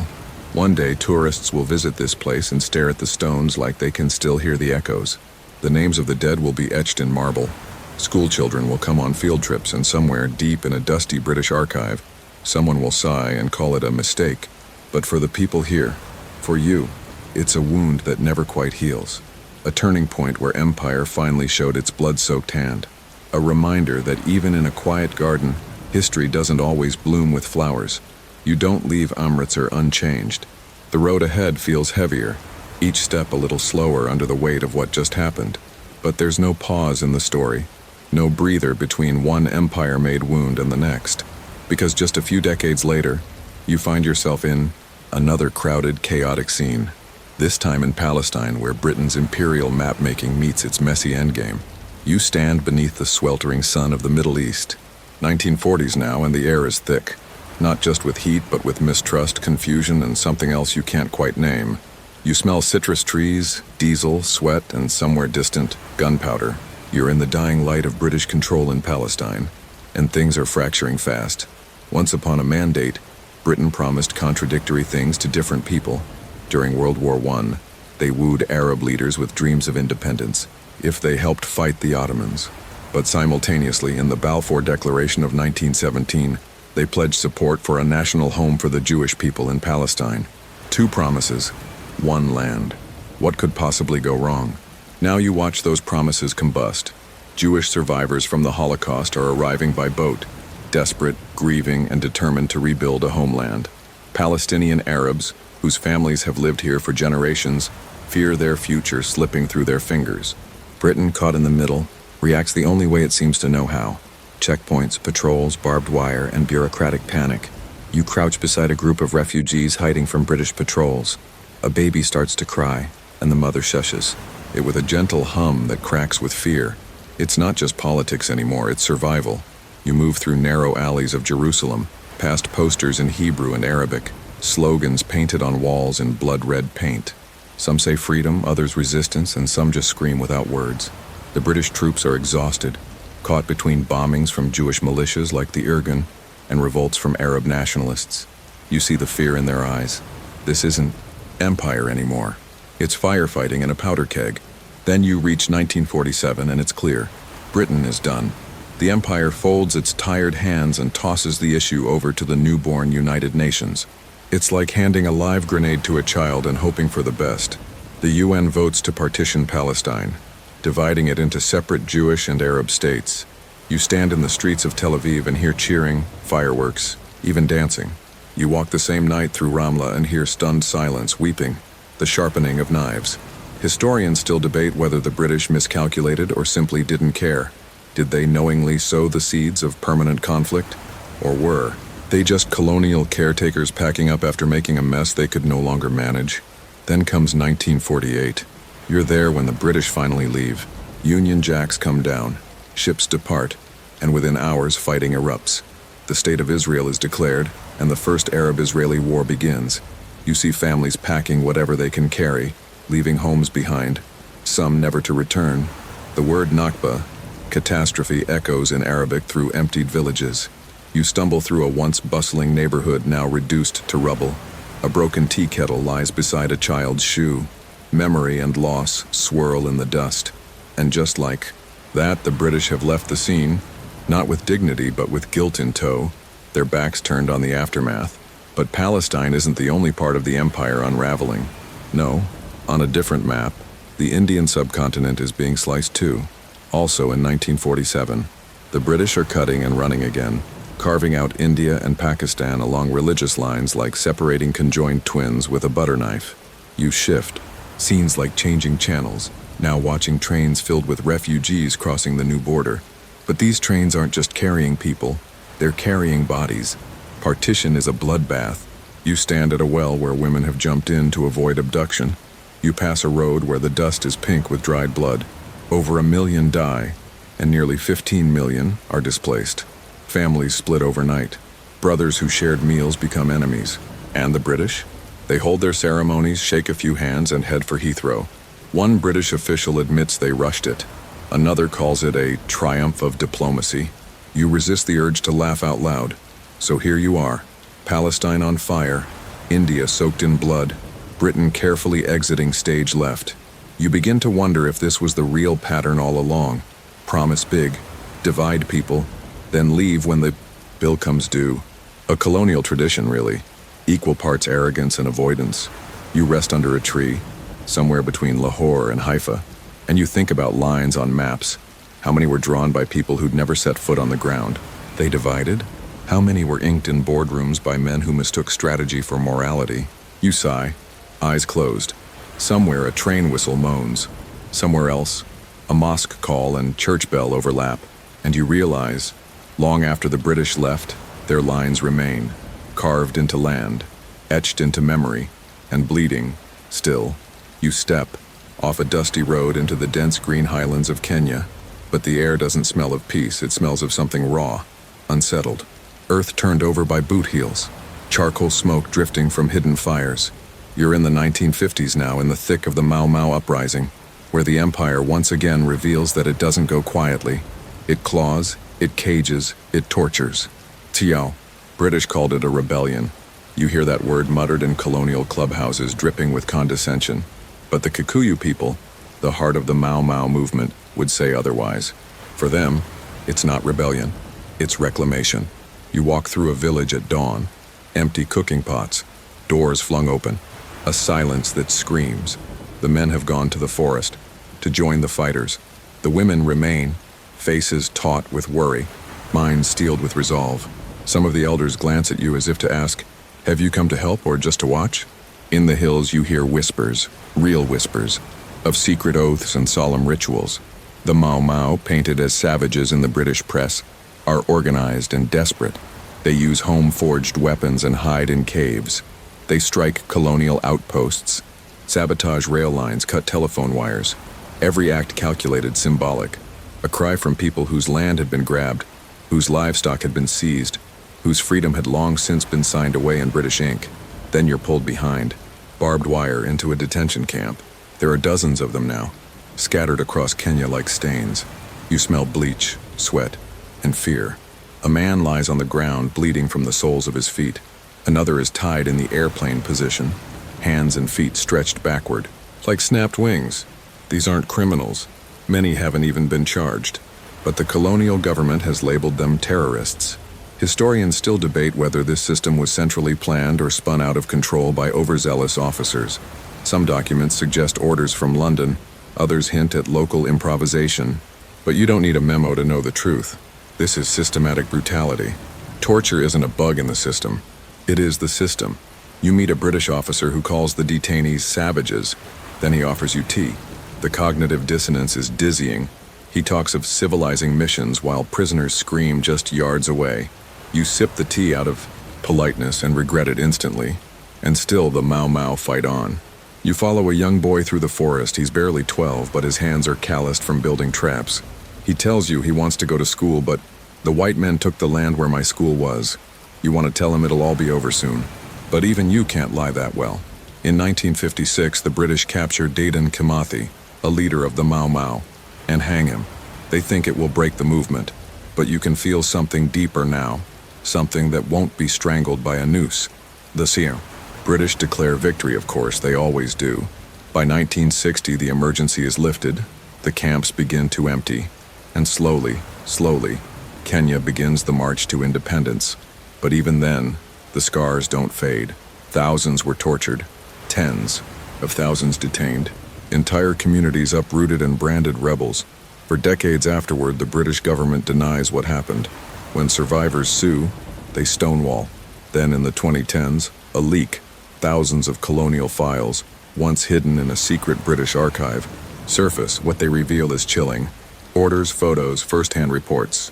Proof finally of what the victims always knew but the world ignored.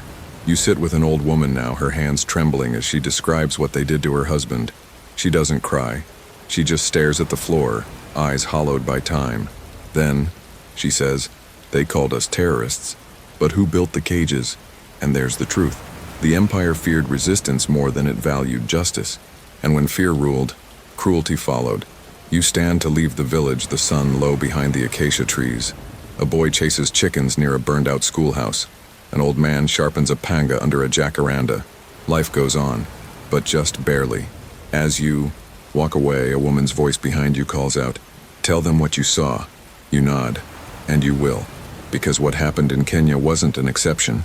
It was a pattern, and the empire's long goodbye always seems to come with shackles. You leave the Kenyan highlands behind, but the empire isn't done showing its darker corners. This time, the scene shifts east. Malaya, 1950s, thick with jungle mist and imperial nerves. The Malayan emergency, they call it. A name as bureaucratic as it is misleading. You quickly find that emergency is British for war they didn't want to call a war. You hack your way through the undergrowth, every step squelching. In wet mud, the jungle hums, cicadas, distant gunfire, whispers of danger. The British are here again, armed to the teeth, trying to cling to a lucrative colony flush with rubber and tin, both of which you now know mean one thing: blood. A British officer mutters about containing the Reds. And yes, the insurgents are mostly communist guerrillas, many of them ethnic Chinese Malays who fought the Japanese in World War II and now want their own independence. But this isn't just about ideology. It's about land, labor, and the colonial machine refusing to loosen its grip. You ride in the back of a military truck, passing barbed wire fenced new villages, entire communities forcibly relocated, so the British can isolate the insurgents. You see women hanging laundry outside prefab shacks, children squinting through the wire. They're not prisoners, technically, but they can't leave. Sounds familiar, doesn't it? And then there's the dark rumor, one that clings to this place like the humidity. Whispers of headhunting. You meet a group of Iban tribesmen from Borneo, brought in by the British to track gorillas. They're skilled jungle fighters, almost invisible in the dense foliage. But what sets them apart, what unsettles even the British officers, is their tradition of taking heads. Real heads. The colonial government pretends this is ancient history, but you notice how the soldiers never quite look the Ibans in the eye. One British memo calls it psychological warfare. Another calls it deeply regrettable. You see the trophies strung from belts drying in the heat, and you wonder how many of the old, civilizing mission speeches can survive the stink of decapitation. Historians still argue whether the use of headhunters was officially sanctioned or just quietly ignored. But it happened. And in the shadows of the jungle, official policy tends to get blurry. You slip through the underbrush with a patrol, mud smeared on your face, sweat soaking through your shirt. The officer in charge is barely 23. He jokes about hunting commies like he's on safari. That night he confesses he hasn't slept properly in months. You believe him. The jungle isn't kind to empire. Then comes the Batang Kali massacre, December 1948. British troops round up 24 unarmed villagers, Chinese plantation workers, and execute them. The official story says they were trying to escape. Later, soldiers confess it was cold-blooded murder. Decades go by before anyone in Britain even acknowledges it. Another quiet crime under a green canopy. But the jungle fights back in more ways than one. The guerrillas are relentless. You feel the earth tremble under homemade explosives, hear the echo of ambushes along railway lines. And yet, for all the blood spilled, there's something else taking root. Organization. The British, desperate not to repeat the chaos of India or Kenya, start shifting tactics. They offer amnesties, improve rural services, even ramp up counterinsurgency propaganda campaigns with catchy jingles and cartoon leaflets dropped from planes. You find one, a wide-eyed cartoon gorilla crying into a rice bowl. The absurdity would be funny if it weren't so tragic. And eventually it works. Kind of. By the late 1950s, the insurgency is mostly crushed, and Britain claims another uneasy victory. But the cost? Thousands dead. Civilians caught in the crossfire. Whole communities traumatized. And still no independence. That comes in 1957 when Malaya finally gains its sovereignty. Without the bloodbath of India or Kenya, the British pat themselves on the back. A peaceful transition, they say. Never mind the massacres. Never mind the heads. You sit with an old former guerrilla now, his hands gnarled, his voice thin. He tells you he fought not because of communism, but because it was the only way to get them to leave. He smiles faintly, then says, and they did. You leave the jungle behind, clothes torn, soul scratched. But just as you start to exhale, the ground beneath your boots shifts again. You're still in the 1950s, but this time your flight takes you west, toward an island boiling with another rebellion, another chapter of the ever-fracturing British world. But before you go, you look back one last time. The vines are already growing over the camps, the trees are swallowing the roads. The jungle remembers, even if the empire tries to forget. You set foot on Cyprus and the air immediately feels electric. Dry wind whipping through sun-bleached alleyways, church bells clashing with the Muslim call to prayer. It's the mid-1950s, and the British flag still flaps above the governor's palace in Nicosia. But the walls are cracking, figuratively, then literally. You're in the middle of the Ioka struggle, a rebellion less about empires and more about identity, and it burns hotter than the Mediterranean sun. Ioka, Ethniki Organosis Cyprian Agoniston, is a mouthful, so most just call them the fighters. Their goal? End British rule and unite Cyprus with Greece. The dream of Enosis. To the British, it's terrorism. To many Greek Cypriots, it's patriotism with a rifle.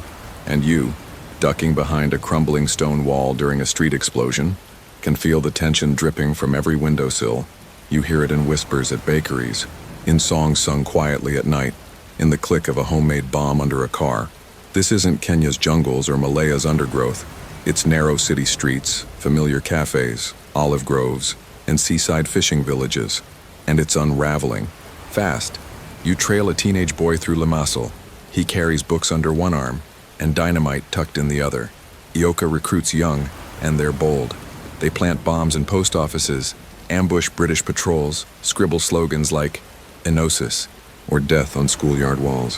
One officer mutters, We're not fighting soldiers, we're fighting shadows. The British, panicked and defensive, respond as empires often do, with a mix of surveillance, brute force, and paperwork. Curfews, house raids, emergency laws that allow detention without trial. The word emergency again. It always seems to mean something worse than it sounds. Soon you find yourself in a detention center. Inside, the fluorescent lights flicker like an afterthought. You meet a schoolteacher accused of harboring rebels. No trial, no evidence, just suspicion. She smiles bitterly, tells you she once taught poetry. Now she teaches silence. Outside, British soldiers patrol streets with fingers twitching on triggers. One of them tells you, "We didn't ask to be here. We were told it was sun and sand, not landmines." Another flips through a leaflet with wanted posters. Men with bushy mustaches and intense eyes. Chief among them is Georgios Grivas, Ioka's elusive leader. The British call him a ghost. The Cypriots call him a hero. He slips through dragnet after dragnet, a master of hiding in plain sight. But this isn't a simple two-sided war. The island's population is split. Greek Cypriots pushing for union with Greece, and Turkish Cypriots fearing marginalization in a potential Greek-dominated state. The British, never ones to miss a chance at divide and rule, quietly stoke the rift. They arm Turkish Cypriot police units, they whisper about balance. You watch as tensions rise, not just between locals and colonial rulers, but among the locals themselves. Historians still debate whether Britain deliberately engineered the ethnic divide to maintain control, or merely failed to understand the consequences of its policies. But either way, the outcome is the same. Suspicion, violence, polarization. You visit a small village torn in two. The Greek school is spray-painted with nationalist slogans. The Turkish school has shattered windows. The two communities once shared coffee, music, weddings. Now they share barbed wire. Then comes 1956, and Britain, ever sensitive to bad PR, steps things up. The hangings begin. Young Ioka fighters, many still in their teens, are sentenced to death. The executions are carried out quietly in the early hours, but the backlash is loud. Funerals turn into protests. The martyrdom only strengthens the cause. One day you meet a mother lighting a candle under her son's photo. He was hanged 2 days ago. She doesn't weep. She just says, "He died so we could be free." What did yours die for? The conflict spirals. Bombs go off in cinemas, cafes, army barracks. British families begin leaving the island, while local militias grow bolder. You can feel the colonial grip slipping, and it's not just the explosions. It's the mood. The empire, once invincible, now feels more like a haunted house, still standing but emptying fast. By 1959, after years of violence, negotiation, and bloodshed, a deal is struck. Not a gnosis, but independence, sort of. Cyprus will become a republic in 1960, guaranteed by Britain, Greece, and Turkey. You can practically hear Churchill rolling his eyes from beyond the grave. He always thought of Cyprus as the unsinkable aircraft carrier. But the deal doesn't heal. It delays. Beneath the flags and ceremonies, the divisions remain. And as you leave the island, looking down from a plane over the dusty hills and turquoise waters, you know this isn't the last Cyprus will see of conflict. Still, one more colony down, one more piece chipped off the imperial facade, and you've got another ticket in your pocket. Destination, the crossroads of empire and ego. A canal, a crisis, and the sound of Britain's power finally beginning to crack on the global stage. The desert air hits you differently here. Dry, stubborn, laced with diesel and salt. You're standing on the edge of the Suez Canal, and the year is 1956. The British Empire may still drape itself in ceremony and stubborn pride, but the ground beneath it is shifting like sand in a Cairo windstorm. You're not just witnessing a crisis. You're about to watch an imperial unraveling in real time. It starts with Egypt's leader, Gamal Abdel Nasser, tall, charismatic, fed up with foreign control. He nationalizes the Suez Canal, a vital artery for oil and trade, and a symbol of British and French imperial influence. London gasps. Paris clutches its pearls. Tel Aviv raises an eyebrow. You eavesdrop on British cabinet meetings where men in crisp suits panic over maps and oil roads. Prime Minister Anthony Eden, all jowls and old-school gravitas, fumes. Nasser is a second Hitler, he says. A bold comparison for a man simply trying to reclaim a canal in his own backyard. Britain, France, and Israel hatch a secret plan. Operation Musketeer. Israel will invade Egypt from the east. Britain and France will issue an ultimatum to both sides, then swoop in under the pretense of peacekeeping, conveniently seizing the Canal Zone. You'd almost admire the drama if it weren't so blatantly cynical. You follow British paratroopers as they drop over Port Said. The ground shakes with artillery. The canal's waters churn with warships. Egyptian civilians scatter, dodging bullets in alleyways. Somewhere, Nasser watches the chaos and does not blink. But here's the twist. The world isn't watching silently anymore. Across the Atlantic, U.S. President Dwight D. Eisenhower is furious. He wasn't told about the invasion. He doesn't like surprises, and he likes oil disruption even less. He threatens economic retaliation. The British pound wobbles like jelly. The Americans, it turns out, are no longer junior partners in this global game. They're the ones holding the receipts. Historians still argue whether Britain could have weathered the storm without U.S. opposition. Some say Eden's health and hubris doomed him either way. Others believe the empire might have clawed back respect with a cleaner operation. But all agree. This was the moment Britain realized it was no longer calling the shots. In the streets of Cairo, Egyptians burn British flags. Nasser's popularity surges not just at home but across the Arab world. He's no longer just a president. He's a symbol of resistance. You walk past murals with his face painted 10 feet high. Even his mustache seems to be mocking colonialism. Back in Britain, the press grows savage. Eden resigns under the weight of public backlash and diplomatic humiliation. You watch him leave office, a pale figure swallowed by shadows, as if the empire itself has lost a bit of definition. And amid all this, you remember something strange: the Suez Canal. It was built by Egyptians, then seized by the French and British. Like so many imperial projects, it had always been theirs, just not in name.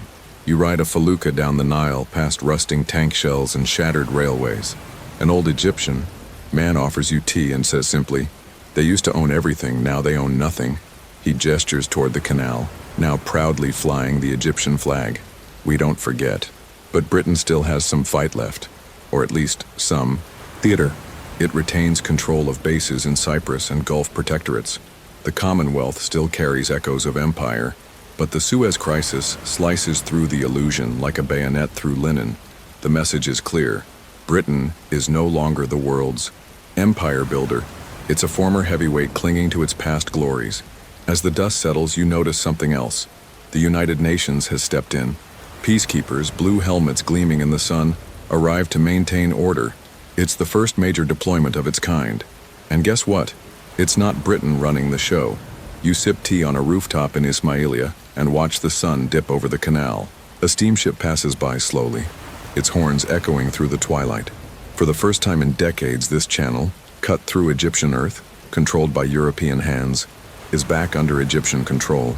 And yet, you know this isn't the end of Britain's imperial story. Just one more chapter closed, hastily, awkwardly, with smudged ink and unresolved footnotes. Because in the Caribbean, far across the sea, another tide is turning. Flags are being designed, anthems rehearsed. You can already hear steel drums echoing with the rhythm of independence. You stand on a veranda in Barbados, staring out over the sea where British ships once docked daily. But now it's the 1950s and something's different in the air. Call it discontent, call it awakening. The colonies here aren't just whispering anymore. They're singing freedom songs, arguing in parliament, striking in the streets, and publishing poetry that punches harder than fists. The British West Indies was never a monolith. It was a mosaic of islands and identities, all yoked under one crown. The empire liked to pretend it was a single tropical gem, but you can feel the contradictions with every step. Trinidad bustles with oil money and steel pan rhythms, while Montserrat whispers quiet prayers beneath a volcano's shadow. And Jamaica? Well, Jamaica feels like it's been ready to bolt for a while. You wander through Kingston as the 1944 general elections unfold, and it hits you. This isn't some symbolic gesture. It's the first real stirrings of democracy in a place Britain once ruled by plantation decree. The people are voting, many for the first time. Garvey's ghost watches from the murals. Bob Marley's still a boy, but the future is humming in the street corners already. Then comes the West Indies Federation, Britain's last big colonial experiment here, born in 1958. On paper, it's unity, one parliament, shared defense, economic, dreams. But in reality, You watch as leaders argue over budgets, borders, and British strings still tied tight. Jamaica and Trinidad start side-eyeing each other like roommates who've never really liked one another. The Federation lasts barely 4 years, dissolving in 1962 like sugar in warm tea.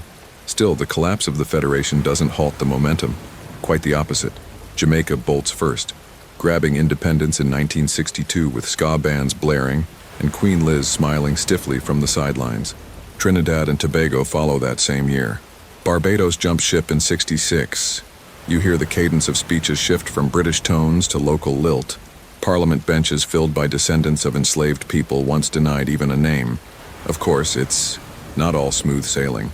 You stroll through Guyana, where the Cold War plays puppet master. British and American intelligence meddle shamelessly, trying to stifle Chetty Jagan's left-leaning government. The CIA has opinions, and they're not shy.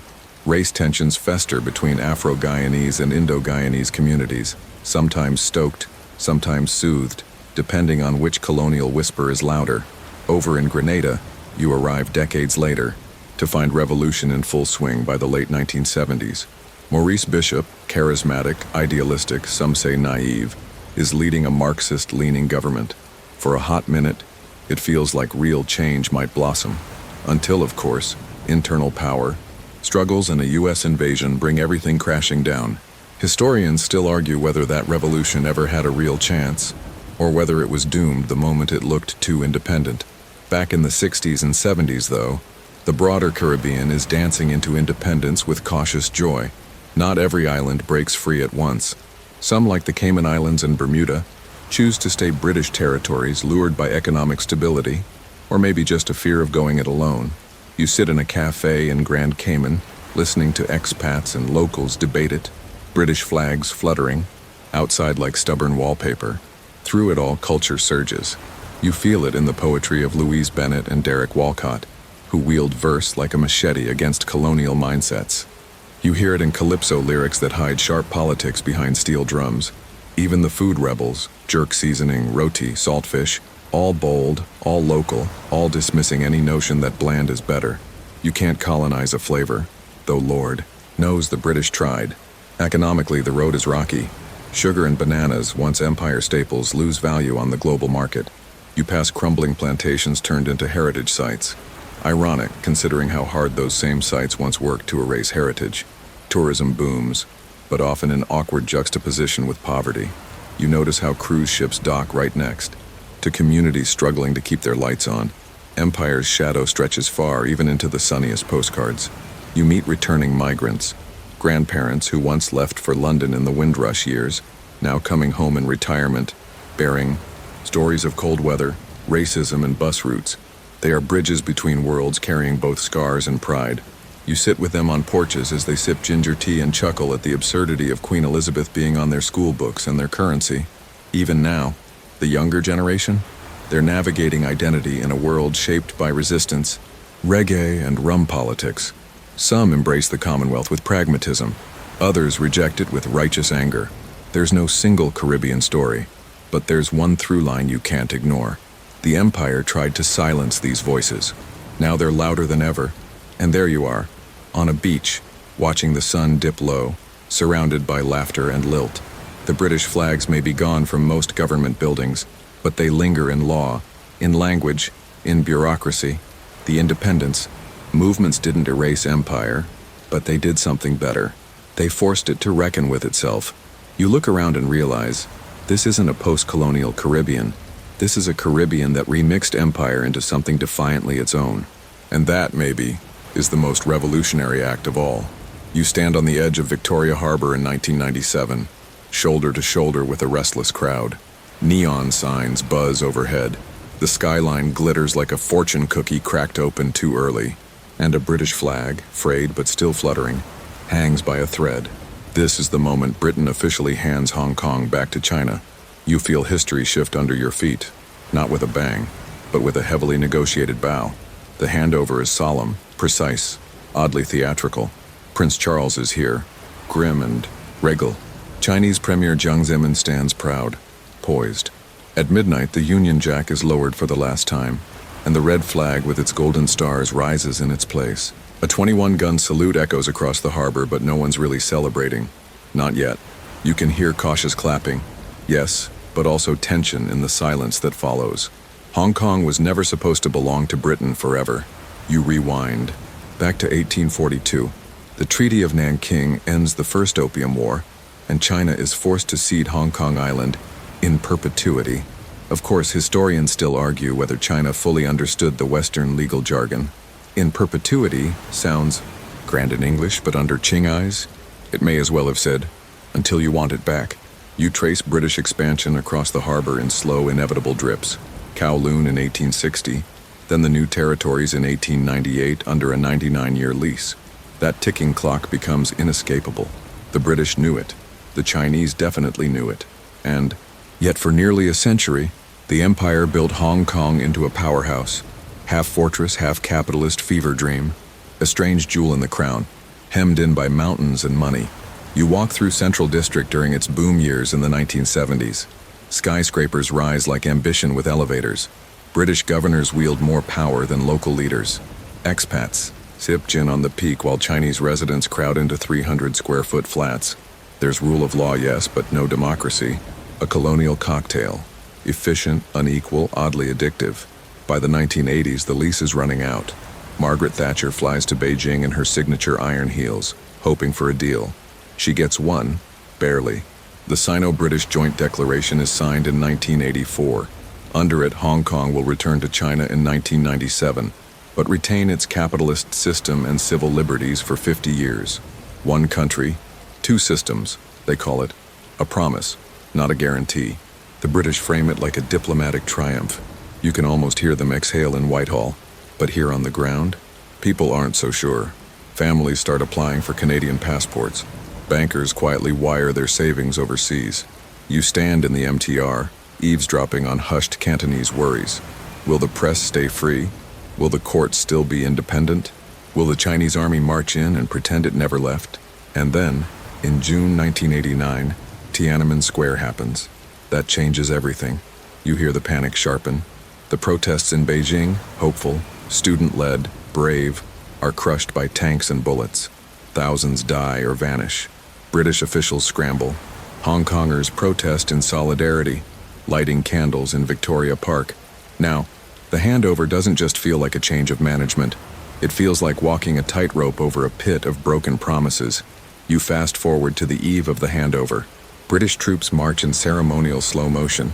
The royal yacht Britannia waits offshore, ready to ferry away the last governor, Chris Patten, and with him 156 years of British rule. You watch as Patten, tears just visible in his stiff upper lip, climbs aboard. His daughters wave from the deck. You can't help but wonder if they really grasp what they're leaving behind. The Chinese flag goes up, and for a moment the world holds its breath. Fireworks bloom over the harbor like a forced celebration.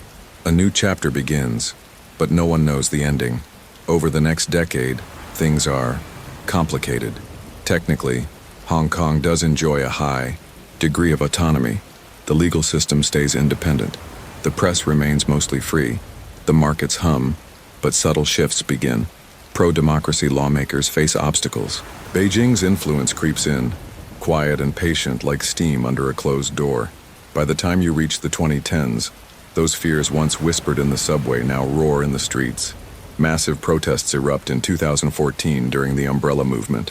Thousands camp out demanding real electoral reform. Police respond with tear gas. You shelter with students beneath a yellow umbrella, listening to chants echo off the skyscrapers. Historians still debate whether the protests gained anything tangible, but they undeniably changed the city's spirit. The protests return with a vengeance in 2019, this time over an extradition bill that could send suspects to mainland China for trial. Millions march. Some wear masks. Some wave American flags. Some carry signs with Queen Elizabeth's face, not out of nostalgia for empire, but as a desperate symbol of lost legal protections. Irony blooms in colonial soil. You remember that British promise, 50 years of autonomy. It's only been 20-something. And already, Beijing has imposed a sweeping national security law. Journalists flee. Protesters vanish. Books disappear from libraries. That old colonial silence has returned, but now it wears a different uniform. And where's Britain in all this? You hear strong statements from London, some symbolic passports offered, but Not much else. The empire that once ruled with bayonets now intervenes with carefully worded tweets. Still, Hong Kong remains defiant. Its people adapt, protest, survive. The city itself is a paradox. Post-colonial, yet not free. Global, yet trapped. You look out across the harbor again and realize that colonialism never really leaves. It just changes shape, shifts costume, whispers instead of shouts. As the neon flickers and the ferries glide across the water, you feel a question settle deep in your chest. When the empire leaves, what does it leave behind? You're crouched in a filing room in Nairobi, fingers smudged with ash and ink, as flames lick the corners of colonial history. It's the early 1960s, and Operation Legacy is in full swing, a top-secret mission to make inconvenient truths disappear. You glance around. Paper dust clings to the light beams. Burn bags bulge. Shredders hum like guilty insects. This is how an empire tries to forget. Across dozens of soon-to-be independent British colonies, civil servants are working overtime, not to transfer power peacefully, but to sanitize the past before it escapes their grasp. You see files marked top secret, sensitive, and, most telling of all, to be destroyed. These aren't reports about infrastructure or shipping routes. They're about torture, assassinations, land seizures, intelligence schemes, bribes, and the blunt mechanics of control. Some documents are deemed too dangerous to fall into the hands of incoming governments. Others are simply embarrassing. And then there are those marked with chilling clarity. Watch files, noting collaborators and informants who helped the British maintain their hold. Those people will remain protected or expendable, depends on the colony. You thumb through one such file from Kenya. It lists the use of enhanced interrogation during the Mau Mau uprising. This isn't a James Bond dossier. It's a grim ledger. Camps, beatings, mock executions, castrations, and then you see the annotations. Remove before transfer. History, redacted. You wonder what's worse, what was done, or how carefully it was hidden. This whole effort is coordinated from the Colonial Office in London, a place that smells of polished oak and dry hypocrisy. They call it weeding, which sounds almost pastoral, but it's more like arson. The plan is simple. Either destroy sensitive material locally or secretly ship it back to Britain, where it'll be sealed, buried, or lost accidentally. You picture boatloads of files sailing quietly into the fog like ghosts heading home. Not everything vanishes. Some colonial officers ignore orders, others make mistakes. You spot a stash hidden in the wrong cabinet. A few renegade historians, even a bored clerk, snap photos. Years later, in 2011, 5 elderly Kenyan men will sue the British government for the abuse they suffered during the Mau Mau conflict. Their lawyers will demand access to colonial records. That's when the cat comes crawling out of the archival bag. Tens of thousands of documents long denied or missing are suddenly revealed to have been hidden in the Foreign and Commonwealth Office's secret repository. The British government admits that yes, these records were deliberately withheld. Oops. Historians still argue whether this cover-up was systematic policy or bureaucratic improvisation. Was there a centralized conspiracy or just panicked paper pushers trying to keep their pensions? Either way, the result is the same. A whitewashed empire with shredded receipts. You visit Belize and learn that documents there were burned in a school incinerator. In Aden, they were dumped into the sea in weighted crates. In India, who even knows? Many files simply vanished into the vast machinery of colonial departure. The British left railways, parliaments, and education systems, but not the truth. And even now, decades later, access to these archives is limited. You try to read a file about Malayan counterinsurgency, denied. One on detention camps in Cyprus, redacted. The empire might be gone, but its bureaucracy still stands guard, a gatekeeper to its own guilt. The irony? Britain, for so long, prided itself on record-keeping. Empire was built on ledgers, maps, and memos. Every shipment, every whipping, every salary of a local constable, it was all recorded. But when the empire begins to crumble, history becomes dangerous, not just for reputation, but for reparations. If the full extent of abuses came to light, who might come knocking? You can't help but picture the quiet panic in colonial offices when those independence dates were announced. Not a celebration, a deadline, and someone, somewhere, began drafting the first Destruction orders. Even now you see them. Carbon copies, instructions, inventory lists. Burn this, bury that, deny everything. In schools back in Britain, none of this is taught. Kids learn about the British Empire's civilizing mission, about railroads, and cricket and the abolition of slavery. Not about cover-ups or shredded documents, not about Operation Legacy. You wonder how many British citizens even know it happened. The silence was not accidental. It was planned. But the truth has a way of leaking through, like smoke under a locked door. You meet descendants of victims who carry trauma in their bones. You hear scholars piece together stories from scraps. An uncatalogued memo here, a survivor's memory there. It's like building a puzzle from ashes, and yet the image grows clearer every year. You linger by a wall of archived boxes in Kew, where some of the once hidden files now reside. Each folder hums with restrained outrage. A memo about gunboats in Zanzibar, a report on famine relief in India, denied to punish rebellion, a complaint about native unrest, met with barbed wire and silence, and at the heart of it all is the fear of accountability. The empire was vast, but its memory is curated. You ask yourself, who gets to tell the story? The one who lived it, or the one who wrote it down, and then lit the match? What Operation Legacy proves, more than anything, is that the British Empire knew exactly what it had done. Why else go to such lengths to erase the evidence? You're standing on the deck of a gray-hulled British warship, slicing through the icy waters of the South Atlantic 1982. The wind howls, salt crusts your lips, and beneath your boots, an entire colonial legacy rumbles to life. You're not here to explore, trade, or civilize. You're here for war. Over a small cluster of islands sheep outnumber people on, called the Falklands. The very idea feels absurd. The sun has set on nearly every other British colony, and yet here you are, steaming toward a fight over territory some in the UK couldn't place on a map. But the British government, under Prime Minister Margaret Thatcher, has drawn the line. The Falkland Islands may be remote, but they are British, and no one, especially not Argentina, is going to change that without a fight. You rewind to April 2nd, 1982. Argentine troops land on the islands, claiming them as Las Malvinas, their national birthright. You can almost hear the drums of nationalism pounding in Buenos Aires. For Argentina's military junta, the invasion is more than a land grab. It's a distraction from economic chaos and public discontent. It's a gamble, a flag planted in old colonial turf hoping the empire won't notice. But Britain notices, and responds, fast. Within days, the Royal Navy mobilizes.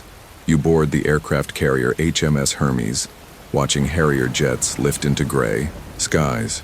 Supply ships scramble. Troops are rushed south, young, wide-eyed, and probably thinking they were signing up for Cold War drills, not actual combat on the edge of the world. The islands themselves, windswept, remote, home to just under 2,000 mostly British-descended civilians. You walk through Stanley, the capital, if you can call it that, where Union Jacks flutter from cottages and everyone knows the postman's dog by name. They're fiercely British, and that's what makes this more than just geography. This is identity legacy, a shard of empire that refuses to melt. And then the war begins. Not in parliaments or embassies, but with missiles and machine guns. You crouch in a trench near Goose Green as British paratroopers exchange fire with entrenched Argentines. The ground is soggy, the air thin, and sleep is a forgotten concept. This isn't the kind of battlefield the Empire trained for. It's improvisation with bayonets. At sea, the war gets colder. You hear the metallic scream of the General Belgrano as it's torpedoed by the British submarine HMS Conqueror, killing over 300 Argentine sailors. It's a controversial move. Some say the cruiser was sailing away from the conflict zone. Historians still argue whether it was a necessary act of war or an avoidable tragedy. Not long after, the British destroyer HMS Sheffield is hit by an Exocet missile. It burns for hours before slipping beneath the waves. You stare at the smoke and wonder, how did we get here? Over sheep sovereignty and stubbornness, the fighting intensifies. You hike up Mount Tumbledown with Scottish guards under the cover of night. The final battles are brutal, fog-drenched, and eerily quiet between bursts. When the Argentinians finally surrender on June 14th, the war has lasted just 10 weeks, but cost nearly 1,000 lives. Back in Britain, there are cheers in the pubs. Thatcher's popularity skyrockets. You might even hear someone mutter, "The Empire strikes back." half joking, half triumphant.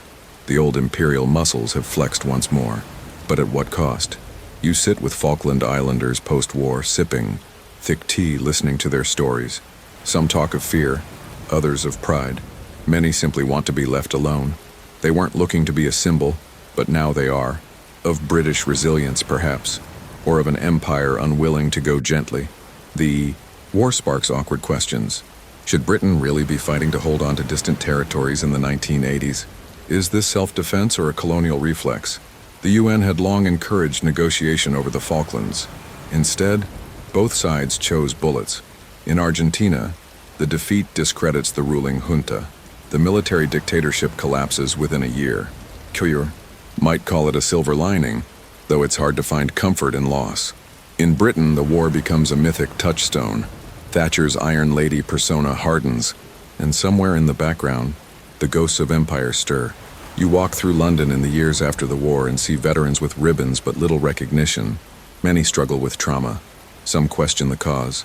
You notice how quickly the conflict fades from textbooks, even though it was the largest British military operation since World War II.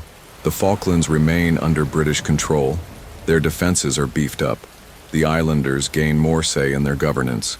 A 2013 referendum confirms it. They want to stay British, overwhelmingly so. You wonder whether they're voting for Queen and country, or against the threat of being something else. But the story doesn't quite end there. Even decades later, Argentina continues to claim the islands diplomatically. You hear UN debates. You see maps labeled Islas Malvinas, Falklands side by side. The dispute simmers. Not war, but not peace either. And here's the kicker. The whole affair exposed how deeply colonial roots still twist through modern geopolitics. An empire that claimed it had ended found itself marching to reclaim a remote territory, invoking self-determination while flying the same flag used in suppression from Kenya to Bengal. You lean over the rail of that warship one more time, staring into the ocean. The waves don't care who owns what, but humans, we do. Sometimes to the death. You're sitting cross-legged on a sun-drenched veranda in post-colonial Nigeria, but your mind is tangled in the ink-slick pages of literature that has something to say. Something sharp, angry, elegant, and long overdue. It's the 1960s, and writers across former British colonies are no longer whispering. They're writing back. The British Empire once prided itself on spreading the English language, its so-called gift to the colonies. And now, you realize with quiet satisfaction, that gift is being used to deconstruct the very myths it wrapped itself in. You thumb through Chinua Achebe's Things Fall Apart, feel the quiet fury in every line. This isn't just a novel, it's a reclamation, a rebalancing, an open wound dressed with prose. Achebe doesn't shout. He doesn't need to. He just tells the story of Okonkwo, an Igbo man whose world crumbles under the weight of colonial intrusion. You read it and suddenly understand that colonization wasn't some polite boardroom transaction. It was spiritual dislocation, cultural rupture, a bulldozer wrapped in silk. You get to the part where missionaries rename villages and burn sacred groves and realize, this is history, filtered through fiction but ringing truer than many textbooks. You travel next, figuratively at least, to the Caribbean. There, Jean Rhys takes you inside the crumbling plantation houses of wide Sargasso Sea. Her heroine, Antoinette Causeway, is a Creole woman slowly unraveling under colonial, racial, and gendered expectations. You realize she's the mad woman in the attic from Jane Eyre, but now she gets her own voice. The colonized takes back the narrative from the colonizer's bookshelf, and that's the heart of it. The empire once told stories about its subjects, noble savages, grateful natives, tragic heathens. Now those subjects are telling stories as authors, no more being side characters in their own lives. You find yourself back in India, where Salman Rushdie tosses metaphor grenades in Midnight's Children. His protagonist, Salim Sinai, is born at the exact moment of India's independence. Coincidence? Hardly. The novel is a magical, messy, kaleidoscopic indictment of colonial legacies and post-colonial chaos. It's funny, tragic, and disorienting, like empire itself. You pause here because this isn't just literature. It's rebellion with a word count. It's history unspooled through fiction, poetry, memoir, and theater. And it's happening everywhere. In Zimbabwe, Tsitsi Dangarembga writes of women navigating patriarchy and colonial hangovers. In Kenya, Ngugi wa Thiong'o switches from English to Gikuyu mid-career, saying, in essence, I will no longer tell our stories in your tongue. It's a controversial move. Some applaud it as decolonization in action. Others argue that writing in English allows these stories to reach global audiences. Historians still argue whether language is a tool of resistance or a remnant of control. You flip to post-colonial theory, Edward Said's Orientalism Now, where he dissects how the West defined the East as exotic, backward, and inferior to justify colonization. It's heady stuff, but the core idea sticks.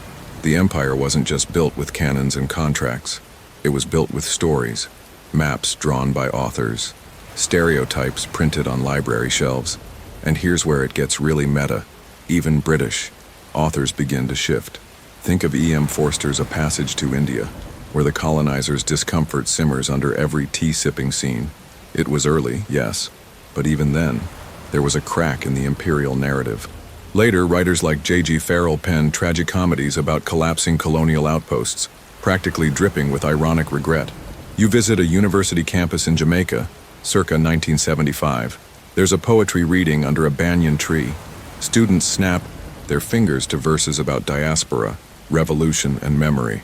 Derek Walcott, Kamau Brathwaite, Lorna Goodison, they blend English with patois, formalism with rebellion.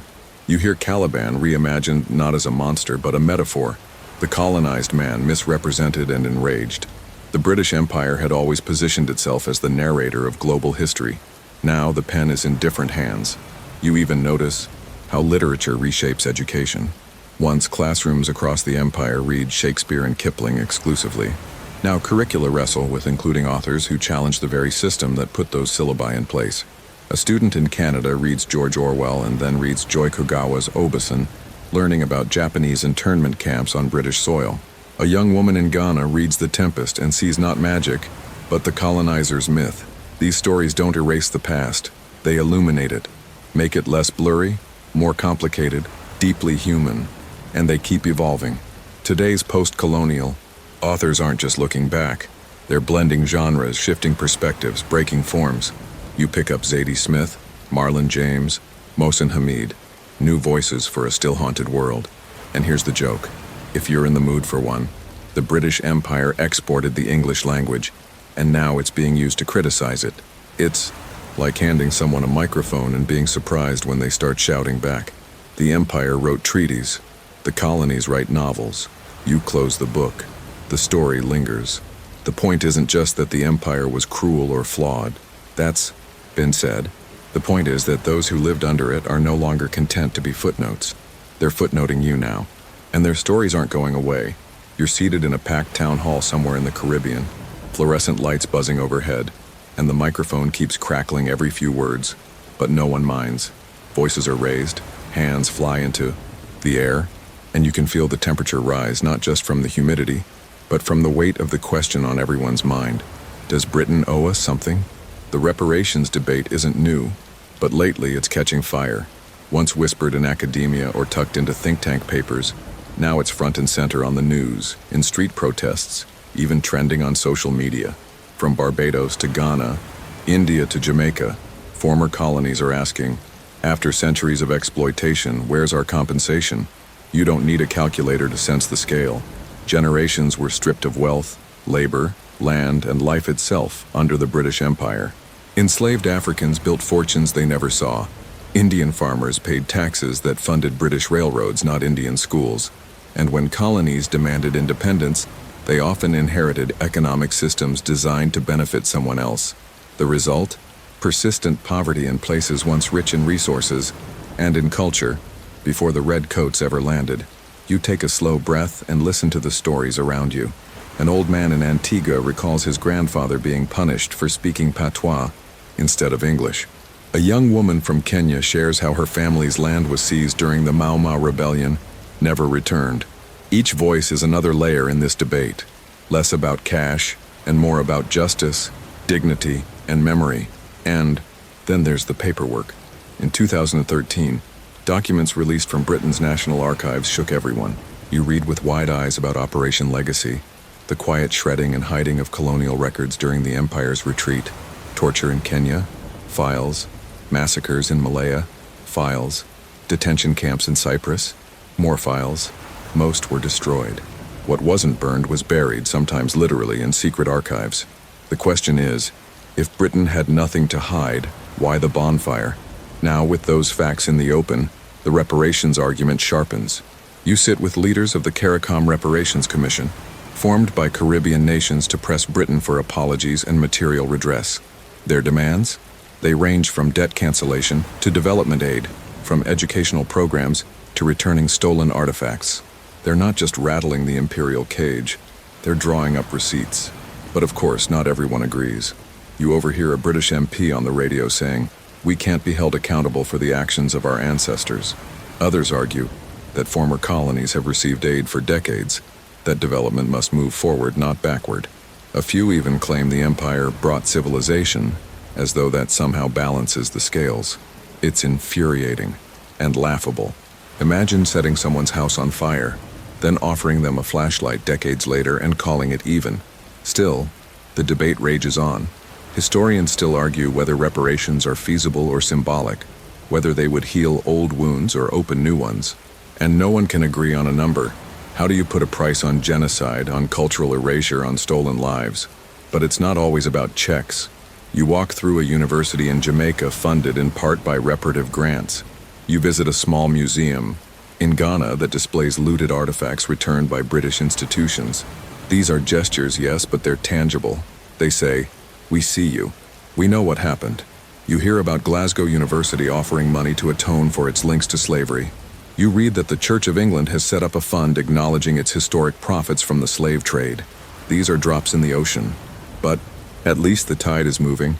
And then comes the apology, or well, non-apology. British officials often stop just short. They express deep regret, or call actions unfortunate, but avoid the word sorry. You imagine a global game of semantic hopscotch, one where accountability always lands just out of reach. You sit beside activists in London holding signs outside Parliament. "Reparations now," they chant. They're descendants of empire, British-born, but often treated like outsiders. For them, the legacy isn't ancient history. It's school curriculums that ignore their past, police that patrol their present, and institutions shaped without their voice. You realize this isn't just about money. It's about recognition. Reparations in their broadest form mean facing history honestly, not with guilt or shame, but with clarity. And maybe you think that's what makes it so uncomfortable. Because if Britain were to fully admit the damage done, it might also have to re-examine the national myth, the one where empire was mostly benevolent, where tea was just tea and not soaked in blood. You recall when Germany paid reparations to Holocaust survivors, when the US offered redress to Japanese Americans interned during Chobayutsui II. These weren't perfect, nothing is, but they mattered. They said, "We were wrong, and we want to do better." Britain, by contrast, often clings to its greatness narrative like a comfort blanket. And then there's the uncomfortable truth. The empire made Britain rich, not by accident, not through hard work alone, but through extraction, domination, and theft. Every shiny museum, every granite statue, every royal diamond, none of it is neutral. You walk through the British Museum, yes, again, and see rows of treasures taken from Benin, Egypt, India. You wonder what justice looks like. A check? A plane ticket for that loot? Or perhaps just a sincere reckoning? A pause in the national conversation to say, "We were wrong, and we will make amends." It's not an easy fix. Reparations are complicated, messy, and emotionally charged. But maybe they're necessary, not to punish, but to repair. Not to reopen wounds, but to acknowledge them properly. Finally, you lean back in your chair at the town hall as voices rise again. Not angry, just insistent, persistent, hopeful even. You realize these conversations won't stop. The empire left more than monuments. It left questions, and people are done waiting for polite answers. You walk through a square on a gray morning, the air thick with drizzle and the low murmur of a crowd. There, in the center of it all, stands a statue. Bronze tall, triumphant, mounted on a plinth stained with age and pigeon droppings. The figure is some British general you only vaguely remember from a school textbook, arm raised as if he's still giving orders. Except today, he's draped in protest banners, and at his feet are flowers, placards, and an empty paint can. The crowd shifts. Someone shouts. A rope tightens around the statue's neck. And then, down it goes, falling with a metallic groan into the water or cobblestone or protester-filled street, depending on which part of the empire you're in. This isn't just vandalism, it's reckoning. You're witnessing what some call an attack on history, and others call history finally answering back. Statues are coming down. Rhodes in Oxford, Colston in Bristol, King Leopold in Belgium, even Queen Victoria in Canada. Not everyone agrees. In fact, the arguments rage hotter than molten bronze. Is this erasure, or is it finally remembering the parts we were taught to forget? Historians still argue whether statues were ever really about memory, or just power, because when they went up, mostly in the Victorian and Edwardian periods, they didn't just celebrate history, they constructed it. Cast in bronze and posed heroically, empire's agents were frozen mid-stride, surveying, conquering, civilizing. You, standing there centuries later, are meant to look up and feel pride, or perhaps guilt, or gratitude, never discomfort. Yet now, in cities across the former empire, discomfort is precisely the point. Take Edward Colston, a wealthy 17th century merchant whose philanthropy built schools and almshouses in Bristol, and whose fortune was made trafficking over 80,000 enslaved Africans. For years, his statue stood quietly in the city center. School kids were taught to honor his name. And then during the Black Lives Matter protests of 2020, the people of Bristol hauled him down and rolled him into the harbor like a bad memory. With ballast. Was that justice or mob rule? Depends on who you ask. You hear someone in the crowd mumble about cancel culture. Another insists, this is only the beginning. You glance at another monument. Sir Thomas Picton, maybe, who was honored for his military service and conveniently forgotten for his brutal governorship of Trinidad. People now dig into archives unearthing the ugly parts the plaques left out. And once the truth is known, they say, how can the statue stay? Others push back. If we tear them down, they ask, what do we put in their place? The idea of a blank plinth is unsettling to some, like a missing tooth in the smile of national pride. But maybe it's okay for the smile to be a little crooked. You walk past school groups and elderly couples and angry young activists. Some are calling for plaques with context, not demolition. Others want museums where statues can be placed, not revered. Some say, leave them, but graffiti them. Let the debate become visible. Let the contradiction show. And there are contradictions. Churchill is a hero of World War II, and a man whose views on race and empire were openly supremacist. Gandhi opposed British colonial rule, but held regressive views about Africans. Cecil Rhodes funded scholarships still cherished today and championed a violently expansionist vision of white supremacy. Can a person be both generous and cruel, visionary and vile? Apparently, yes. Welcome to history. Your shoes tap on cobblestones as you pass a newer sculpture. Sleek, reflective, and intentionally abstract. It honors enslaved people. Their names aren't known. Their lives weren't sculpted into imperial stone. This one isn't elevated on a pedestal. You don't look up to it, you walk around it, through it. It's an invitation, not a command. You hear someone say, it's about time. And maybe it is. The empire was built on forgetting as much as conquering. Glorious wars were remembered. Famine, forced labor, and massacres were edited out. Statues helped tell one story while burying others. And now, under fluorescent museum lights or spray paint and rope, those buried stories are clawing their way back into the open. One quirky detail. In 2016, the city of Delhi quietly unveiled a statue of a British officer in wax. Not bronze, not permanent, easily melted. Maybe that's the kind of commemoration that fits these uneasy memories. Something soft, not hard, a little distorted, vulnerable to heat. You feel the drizzle start again. Statues, you think, weather slowly, but societies sometimes change all at once. The question is no longer whether we should tear down the past, but whether we're brave enough to look at it without flinching. You flip through a travel magazine, sipping something warm, and there it is, a 2-page spread of a glittering Commonwealth Summit. Flags wave, dignitaries beam, and the word partnership floats above the glossy layout like everything's just fine. But your gut says otherwise. You've seen the fine print. You know this isn't just a cheery alumni reunion of ex-colonies. It's something stranger, more tangled. The Commonwealth is both family dinner and courtroom drama, depending on which seat you're in. You're standing now in a conference hall in Kigali or London or New Delhi. Take your pick. Leaders from across the globe gather in a show of unity. Commonwealth of Nations, they call it. 56 member states, a third of the planet's population. A shared language, sort of. A shared past, definitely, though nobody here agrees on what that past means. Because behind the speeches and awkward handshakes is a thorny truth. The Commonwealth grew from the corpse of empire. You squint at the old name, the British Commonwealth, first formed in the 1930s to keep dominions like Canada and Australia loosely tied to Britain, even as they drifted toward independence. Over time, more newly sovereign nations joined, some enthusiastically, others with a diplomatic shrug. In 1949, the group dropped British from the name, but not the accent in the room. Now, the Commonwealth includes countries that were never colonized by Britain at all, like Rwanda and Mozambique. Go figure. Historians still argue whether this expansion is about shared values or just post-colonial branding. You shuffle through memories of Commonwealth games, royal visits, scholarship funds, and development programs, but not everyone's impressed.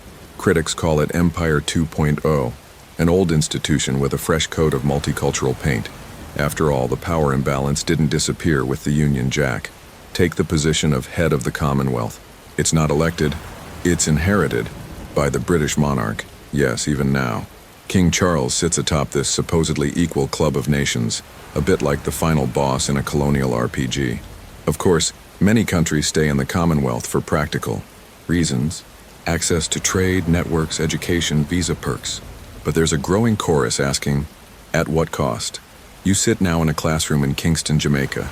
A student raises their hand and asks why Jamaica's head of state is still the British monarch. It's 2025. Shouldn't that have ended with independence in 1962? You nod. It's a good question. And Jamaica isn't alone. Barbados ditched the Queen in 2021. Others are eyeing the exit too. Meanwhile, in Australia, debates reignite over becoming a republic. In Canada, the monarchy feels distant, even irrelevant. In many African nations, the Commonwealth is seen as a relic, part charity, part guilt trip. Still, not everyone wants to leave. Some just want the group to evolve, to actually live up to its ideals of equality, democracy, and development. But then there's the irony. The Commonwealth's official values, tolerance, human rights, free speech, are precisely the things the British Empire often trampled in its heyday. Now Britain promotes them like a well-meaning uncle who used to be a pickpocket. And here's a quirky detail. Tuvalu, a tiny island nation threatened by rising seas, proposed moving its entire population to Australia, a fellow Commonwealth member. If their homeland becomes uninhabitable, that's solidarity, right? Except Australia didn't exactly leap at the offer. It turns out, post-colonial loyalty only goes so far when the waters rise.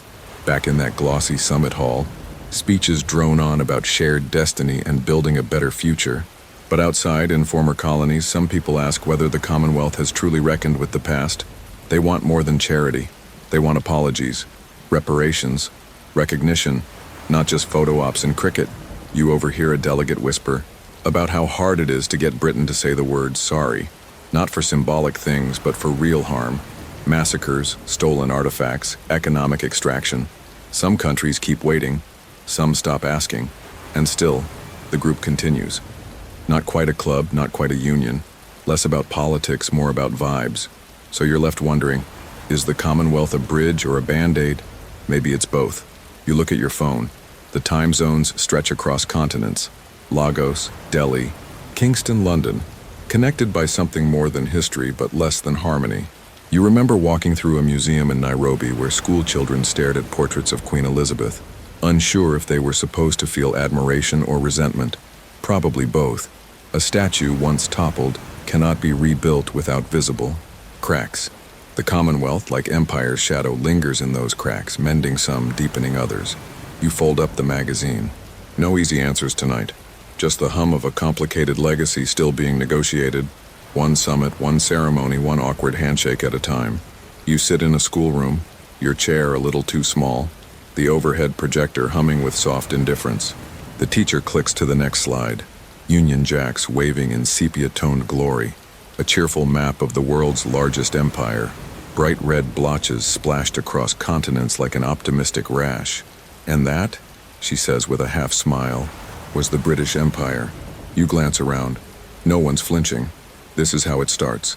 The soft erasure. The gentle edit. Empire as field trip, not forced labor. You've probably seen it too. Textbooks that focus on railways, cricket, and civilization, conveniently sidestepping massacres and famines like poorly placed footnotes. Welcome to the curious world of education and empire, where what's taught is as revealing as what's left out. You flip open a modern British history book. There's Boudica, the Tudors, World War II, and somewhere between pages on the Beatles and Thatcher, a tidy 3-paragraph mention of colonialism.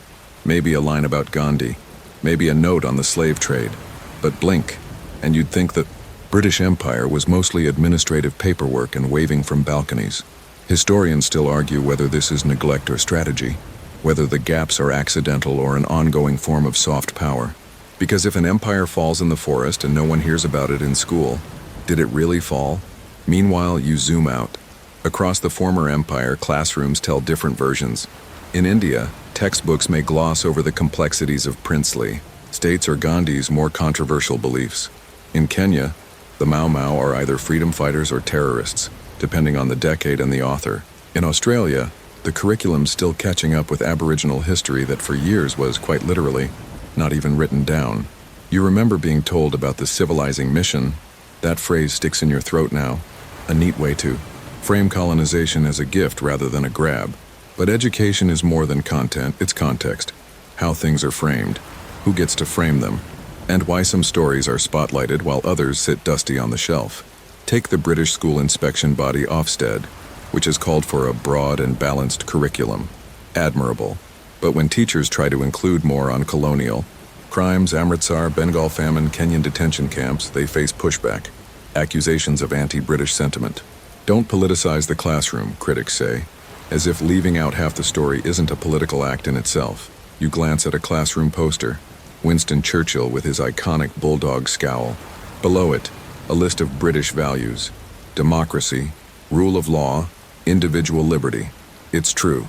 Churchill led Britain through its darkest hour, but he also called Indians a beastly people with a beastly religion, and dismissed famine deaths as their own fault. Can both facts be taught at once, shouldn't they? You sit now in a school in Lagos where students read about colonial administrators who brought English and infrastructure, but little about the suppression of local languages or customs. You hear a student ask why British history is still a core subject when Nigerian kings, poets, and scientists remain footnotes. Good question. And here's a quirky bit for your trivia file. In 2021, students at an elite private school in London staged a curriculum walkout, refusing to study their Empire Light syllabus until it included real colonial history. Their protest? Reading aloud the names of those massacred under British rule. That's one way to rewrite a classroom. Even in universities, the story's mixed. Post-colonial studies thrive, but often in departments considered niche or optional. You take a literature course. You get Shakespeare, Dickens, Austen. But where's Chinua Achebe, Arundhati Roy, Andrea Levy? It's like the empire existed, but only from the mother country's point of view. Education shapes memory, and memory shapes identity. When children grow up thinking empire was mostly benevolent administration, they grow into adults who vote, legislate, and commemorate based on half-truths. But not everyone's asleep at the chalkboard. In some schools, decolonizing the curriculum is becoming a movement. Not about erasing British history, but expanding it, rebalancing it, putting the names of enslaved people beside the names of slave owners, asking who built the railways and at what cost. Not replacing the story, completing it. You overhear a teacher explaining how Britain once ruled nearly a quarter of the globe, and how, she adds quietly, it justified doing so. You look around. A few students are nodding. One frowns. One leans in. It's working. Because here's the thing about education, it's not just about knowing dates and dead monarchs. It's about forming questions. Why was this taught? Why wasn't that? Who decided? You pack up your imaginary backpack and leave the classroom behind. But the questions follow you out the door, trailing like old chalk dust. You sit with a calculator, but not for math homework. You're tracing the quiet numbers that stretch like ghostly fingerprints across global bank accounts, shipping manifests, and profit reports. This isn't an economics class. It's the long shadow of empire playing out in balance sheets. Tonight you're diving into the economic echoes of the British Empire, and trust me, the receipts go deep. Start with something small, a spoonful of sugar in your tea. Seems harmless, but zoom out, and suddenly you're in 18th century Jamaica, where enslaved Africans labor in brutal heat to produce that sweetness. The wealth flows, first to planters, then to bankers, then to London's grand townhouses and Parliament's polished benches. Generational wealth built on generational pain. Now, fast forward. Those profits didn't just vanish. They were reinvested into British infrastructure, into industrialization, into universities, shipping companies, insurance firms. You walk past buildings in Liverpool or Bristol, and beneath the ornate facades you can almost hear the creak of slave ships in the harbor. Historians still debate just how much the empire funded Britain's rise to global power, but the trend is clear. Extraction there meant accumulation here. One country's railway boom was another's strip-mined mountain. But it's not just about the past. You scroll through a 2025 report from the IMF. Many former British colonies remain economically underdeveloped, still exporting raw materials while importing expensive finished goods. A legacy of colonial trade routes that weren't designed for mutual benefit. They were pipelines for wealth extraction. You hop into a rickety train in Ghana. Rails originally built not to connect people, but to carry cocoa and gold straight to the coast. Infrastructure made for empire still shapes daily life. Ports that serve extraction, roads that bypass rural villages, currency systems that once tied whole nations to the pound. And speaking of currency, there's a quirky tidbit for your wallet. Until the 1970s, many Caribbean nations used a currency literally called the British West Indies dollar, like colonialism but with spare change. Even education was wired into this. In colonized nations, schools often trained local elites for clerical roles, not entrepreneurship, not innovation, just enough literacy to help run the machine. And so post-independence, many countries faced a strange economic paradox, politically free, but still economically chained to old systems.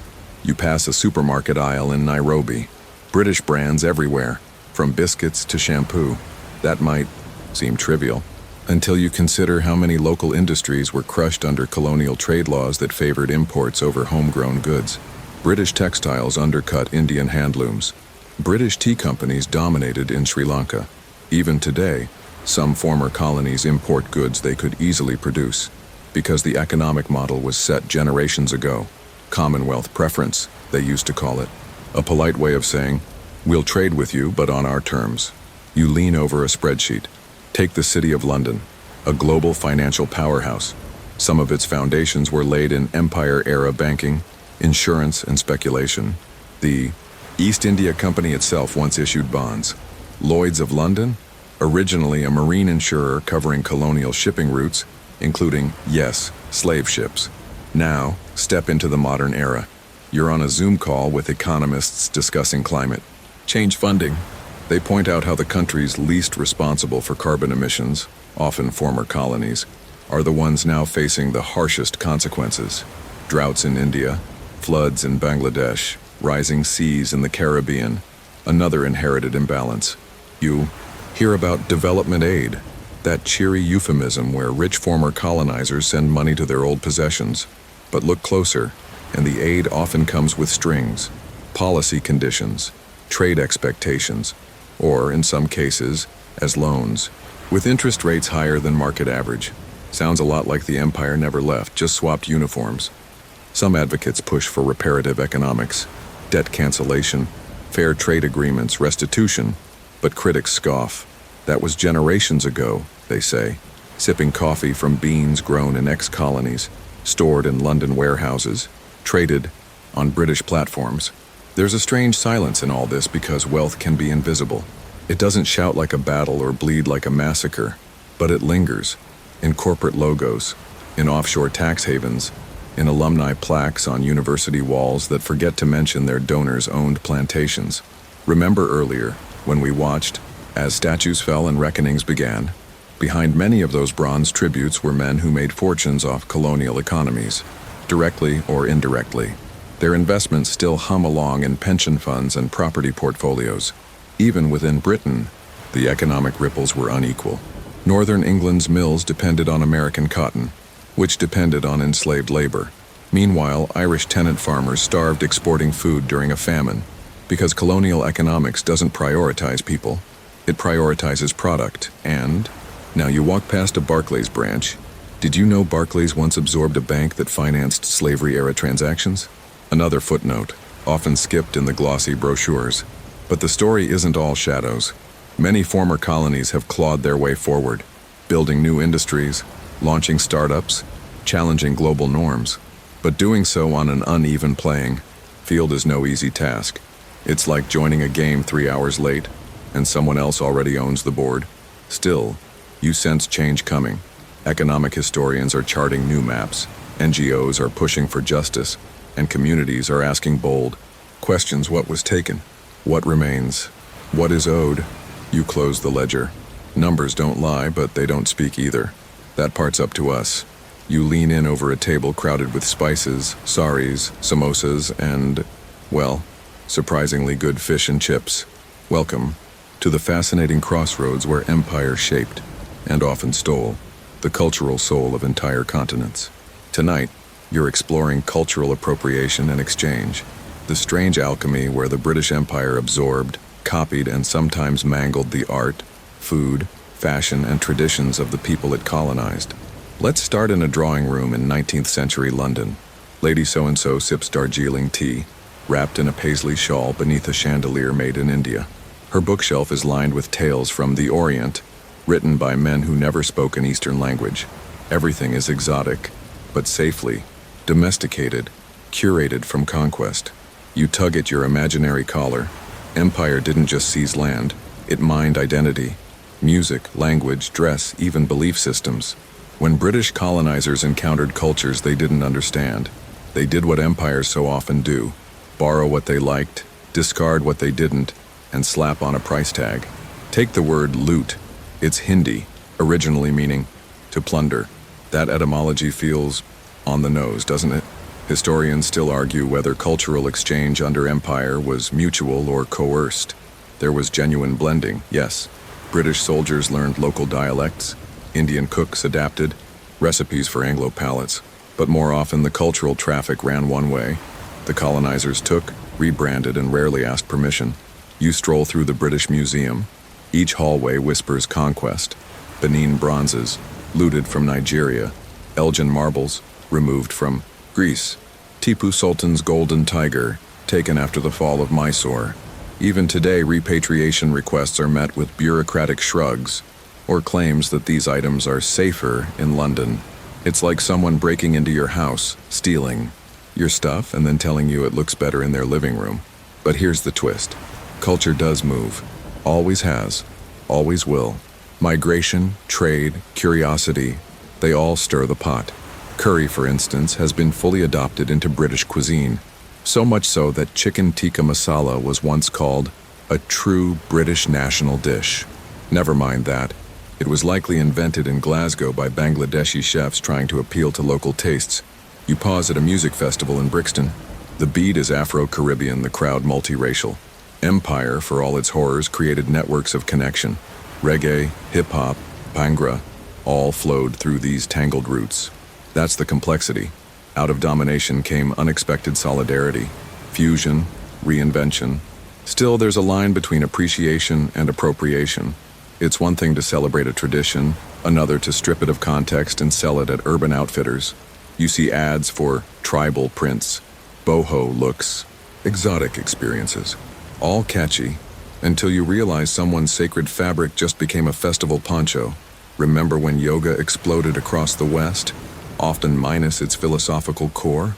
Or when British royals wore Native American headdresses at costume parties? These aren't cultural bridges, they're costume changes. Meanwhile, the original cultures often face discrimination for the very things being borrowed. A black student in Britain might be told their natural hair is unprofessional, while a celebrity in the same hairstyle is praised for being edgy.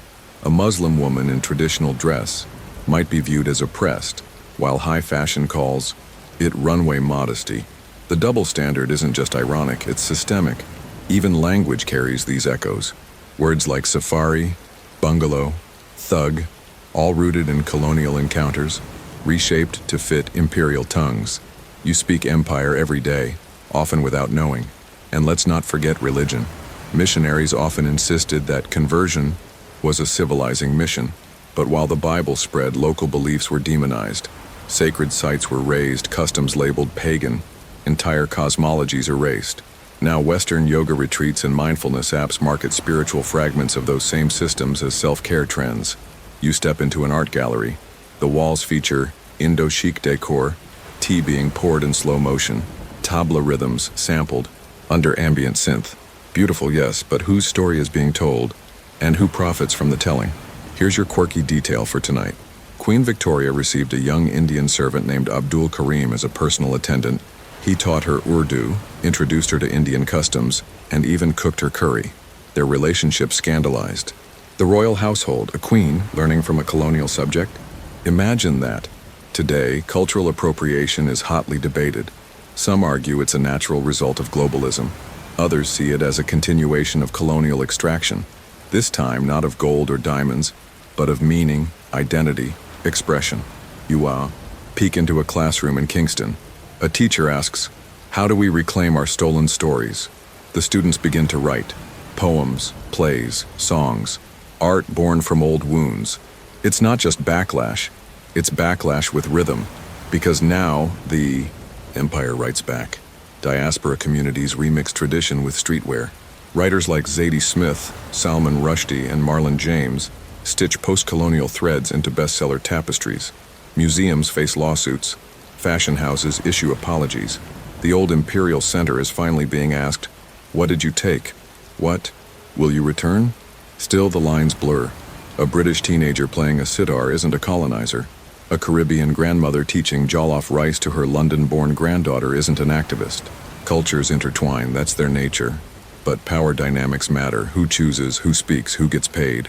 So next time you light incense, wear a bindi, or toss turmeric into a smoothie, just ask yourself, am I honoring this or borrowing? It for the aesthetic. Cultural exchange can heal.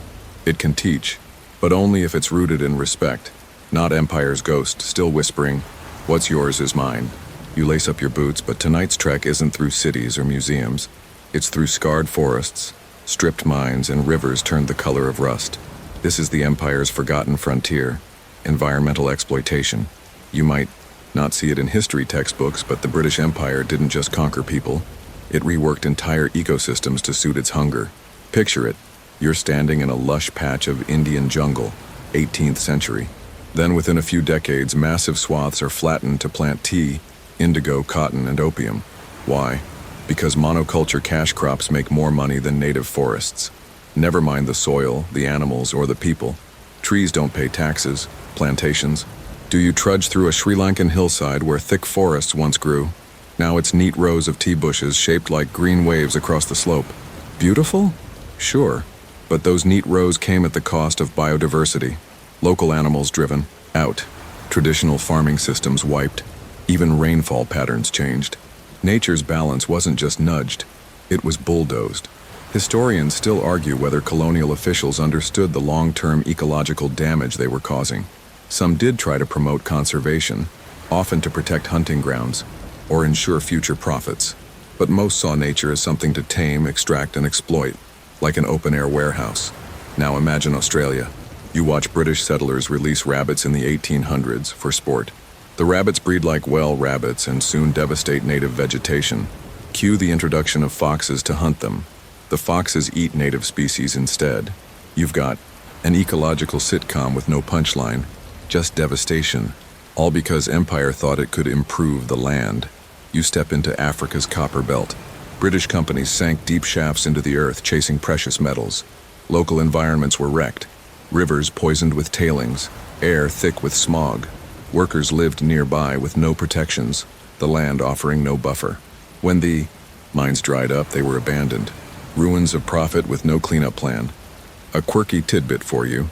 In colonial Kenya, settlers imported eucalyptus trees from Australia to dry out swamps. Why? To make land more useful. The eucalyptus did their job. So well, in fact, that they drained wetlands crucial for local wildlife. Decades later, the government started tearing them out again.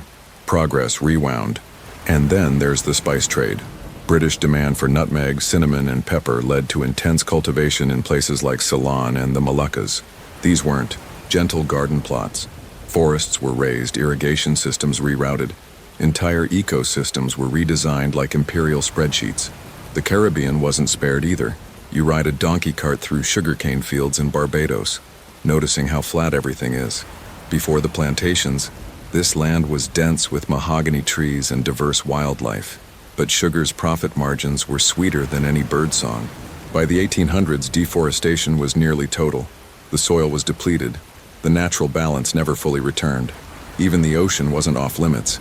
British fleets hunted whales across the globe, not just for sport, but for oil used in lamps and machinery. Entire whale populations collapsed under the harpoons. And let's not forget guano. Yes, bird poop. It was a prized fertilizer. So prized that Britain seized islands just to strip them bare of guano, leaving barren rock behind. You kneel by a cracked field in modern-day Punjab.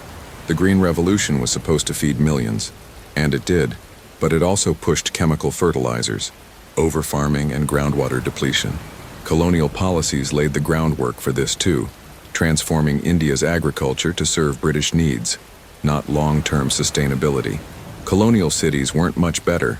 In Lagos, Mumbai, or Rangoon, rapid urban growth under empire lacked planning for sewage, waste, or green space. Pollution spiked, diseases spread, all while grand colonial buildings rose above it all like marble mirages. You visit an archive in Cape Town. Hidden in yellowed papers, you find records of British officials noting how African farmers practiced sustainable grazing, mixed cropping, and seasonal migration. Yet those systems were dismissed as primitive. The British imposed fixed plots, cash crops, and taxation. Soon after, erosion, famine, desertification. Today, the legacies live on. In former colonies, deforestation continues, often to meet global demand created during imperial times. Cocoa, palm oil, coffee, all once colonial exports, still dominate local economies, locking nations into resource extraction cycles. And who's dealing with climate change now? Many of the worst-hit regions are former colonies. The irony? These areas contributed the least to global emissions. But colonial infrastructure, roads, ports, industries, set them on a path of extraction, not sustainability. There's a term for this: ecological debt. The empire left an overdraft and the planet's still paying. You walk along the Thames in London and notice how clean it looks. But that clarity came from decades of environmental reform. In contrast, many rivers in former colonies still choke with waste, pollution born from industries planted during empire, now unmanaged and underfunded. And yet, the solutions may also lie in the past. Indigenous knowledge systems, long ignored or suppressed, hold sustainable wisdom. Forest stewardship, rotational farming, water harvesting. Empire bulldozed many of these practices, but now they're being relearned. A school in Guyana teaches children how their ancestors managed land before the British arrived, not with chainsaws and chemicals, but with patience and balance. It's not nostalgia, it's resistance. You exhale, stepping into a patch of rewilded land in Scotland. Empire wasn't just out there, it scarred the colonizer too. Deer overpopulation from royal hunting traditions, deforested highlands cleared for sheep. Even the heart of the empire bears its own ecological bruises. So tonight, as you close your eyes, remember the empire carved paths through jungles, rivers, and skies. But the earth remembers. In the rusted railways swallowed by vines, in the birds that no longer sing, in the slow, quiet work of healing. You sit on a splintered wooden bench in a sweltering port town, maybe Calcutta, maybe Kingston, maybe Cape Town. The air smells like salt, sweat, and too many lives packed into too little space. Around you, families cling to each other. Some wear desperate hope like armor. Others have already emptied themselves of feeling. You're watching the heart of the British Empire pump its human cargo, free, semi-free, and utterly unfree across vast oceans, threading the globe with people. You're in the age of empire's great migrations. But this isn't the Ellis Island story. It's not the sepia-toned tale of your great-grandparents with steamer trunks and wide eyes. This is messier, forced, indenture, economic coercion, military transfers, strategic resettlements, ethnic displacement. Some of them sailed voluntarily. Others never had a choice. You watch as ships unload Indian laborers onto sugar plantations in Fiji. They're under indenture contracts, 5 years of work, maybe a ticket home. Spoiler alert, most never get that ticket. They're called girmitias, a twist on the word agreement. Though what you see here looks less like a contract and more like an endurance test. They wear the heat and toil like second skins. Their temples rise on islands where coconuts sway and Hindi hymns drift into the surf. Now blink, you're in East Africa. The British are laying railroads, the iron arteries of empire, and they've brought thousands of Indian workers to do it. The Uganda Railway, nicknamed the Lunatic Line, cuts through jungle and hostility with staggering human cost. Accidents, lion attacks, yes, literal lions, and disease whittled down the workforce. Historians still argue whether these railways were symbols of development or leashes of control. You hop again, this time to the Caribbean. Post-slavery, the plantations still thirst for labor. Indian and Chinese indentured workers arrive in droves. They're set apart from the Afro-Caribbean population, not by accident but by design. Divide and rule, the empire's favorite cocktail. It sows long-term ethnic tension that simmers even today. Meanwhile, Curry and Calypso are trading recipes. Migration. Under empire wasn't just manual labor. You find yourself in a colonial office watching a Nigerian clerk draft letters in crisp English for his British superior. He's a product of missionary schools trained to imitate British mannerisms, dress, even thought patterns. He's not enslaved. He's educated. But you wonder, how much of his soul did he exchange for that Oxford accent? You board another ship. This one carries African soldiers, Askaris, Sepoys, West Indian regiments, deployed to fight other people's wars on other people's continents. You see them land in Burma, in France, in Palestine. They wear empire's uniform, but their loyalty is complicated. Some are proud, some are bitter, some just need the paycheck. You can't help but wonder how it feels to die for a flag that barely acknowledges you. Now you're in Britain itself. Empire didn't just send people out, it pulled them in. After World War II, the mother country needs rebuilding. You walk down the gangway of the Windrush in 1948, shoulder to shoulder with Jamaicans invited to help resurrect London. Bricklayers, bus drivers, nurses. They face open hostility from neighbors who claim to love the empire but suddenly can't stand its children. Their stories blur into others. South Asians running corner shops in Manchester, Ugandan Asians expelled by Idi Amin and welcomed, sort of, in Leicester, Irish migrants laying down roots and enduring slurs in Liverpool. Each community reshapes Britain's cities, food, and music, and in time Britain reshapes them too. The curry house becomes as British as fish and chips. Chicken tikka masala, national dish apparently. But let's rewind. Migration under empire wasn't just about labor. It was about control. The empire resettled entire populations when it suited the crown. You remember the Chagos Islands? If not, brace yourself. In the 1960s and 70s, Britain forcibly removed the Chagosians, an entire people, from their homeland in the Indian Ocean to lease the island to the U.S. military. Their dogs were killed, their homes bulldozed, their exile denied for decades. To this day, they fight to return, and Britain still resists. Meanwhile, the bureaucrats keep busy. Passports, visas, citizenship laws, they shift like sand dunes. In one moment, you're a proud British subject. In the next, you're an overstayer, an alien, a problem to be managed.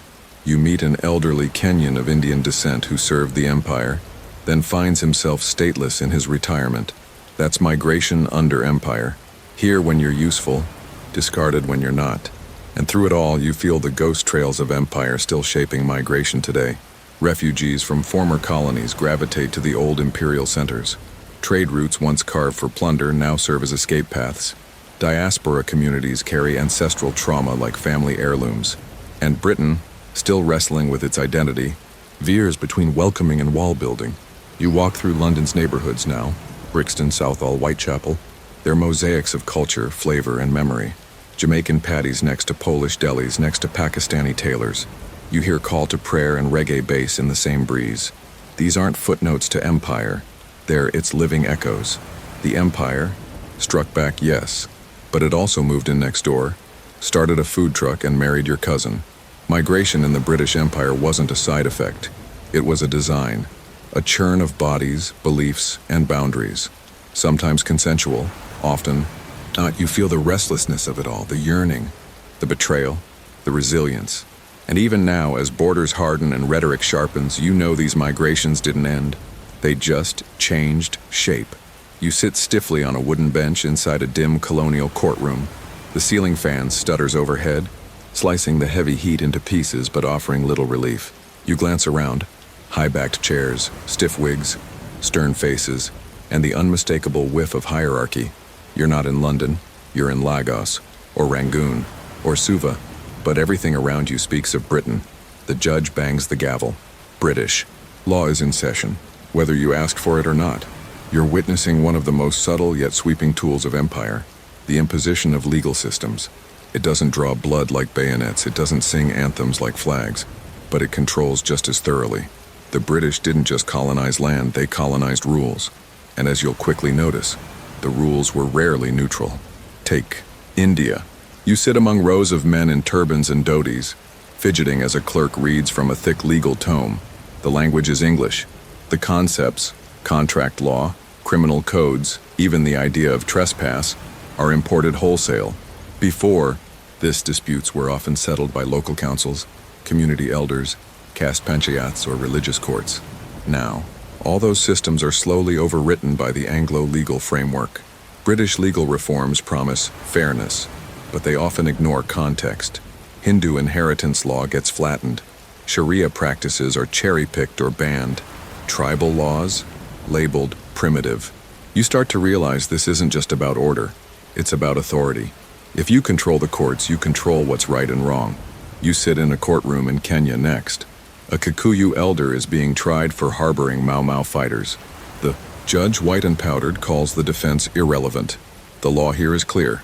The rebellion is illegal. But something itches in your mind. What about justice?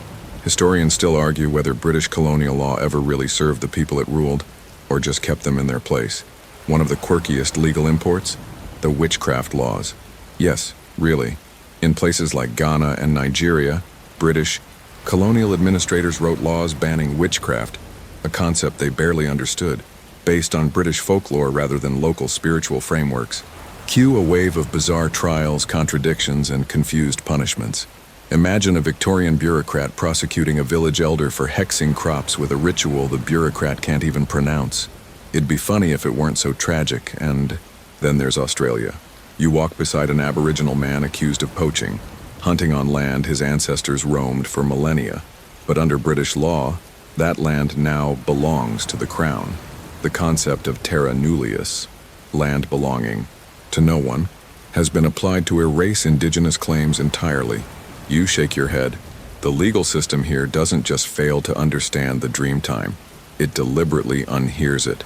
The idea of legal equality becomes one of empire's cruelest jokes.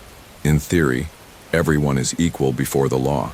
Yet in practice, race, class, and colonial status twist the scales like balloon animals. A white settler can shoot a native and call it self-defense. A native resisting eviction is labeled a criminal. You hear whispers of this from Jamaica to Rhodesia. Then there are the infamous pass laws. You peer over the shoulder of a black South African forced to carry identification papers wherever he goes. British colonial administrators implemented pass systems in many colonies, not just South Africa. They kept people in their places, monitored movement, and smothered dissent under bureaucratic paperwork. It's surveillance masquerading as legal structure. And if you're wondering, yes, British colonies absolutely used law to criminalize sexuality, especially LGBTQ+ identities. You sit with a young man in a Calcutta jail in the late 19th century, arrested under Section 377 of the Indian Penal Code, a Victorian-era anti-sodomy law.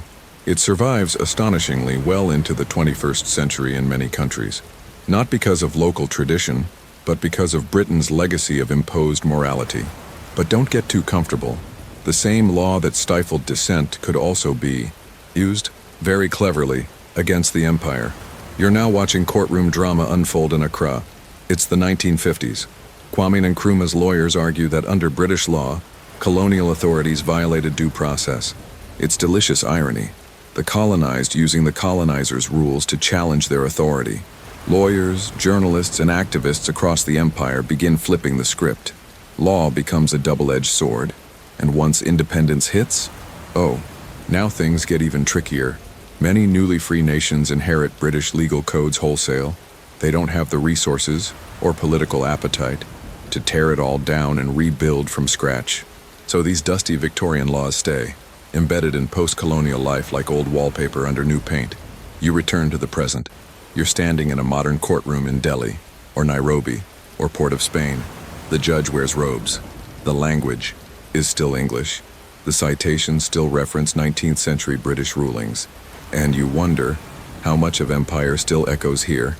Legal systems are meant to deliver justice, but under the British Empire, they often delivered control, hierarchy, and quiet oppression. Courts became arenas of performance where fairness was less important than obedience. Yet miraculously, those same courts, those same codes, would later help dismantle empire, brick by legal brick. So next time someone says the empire brought law and order, remember, yes, it did bring laws. But whose laws? And who really got the order? You sit cross-legged on a worn wooden bench inside a colonial mission school. The air buzzes with chalk dust, the faint scent of ink, and a sense of something more unsettling. Conversion wrapped in kindness. A gentle-voiced teacher stands before a blackboard, pointing to the English alphabet. Behind you, the whispers of ancient chants, tribal drums, and ancestral stories fade under the weight of catechism and conjugation. Welcome to the spiritual annex of the British Empire. You're not just witnessing conquest with guns and gold. Now it's happening with Bibles and baptism. You're in Uganda now, sitting under the slanted shadow of a steeple built by hand with forced labor. The missionary sermon floats out over fields where yam and millet once grew untouched. The message is clear.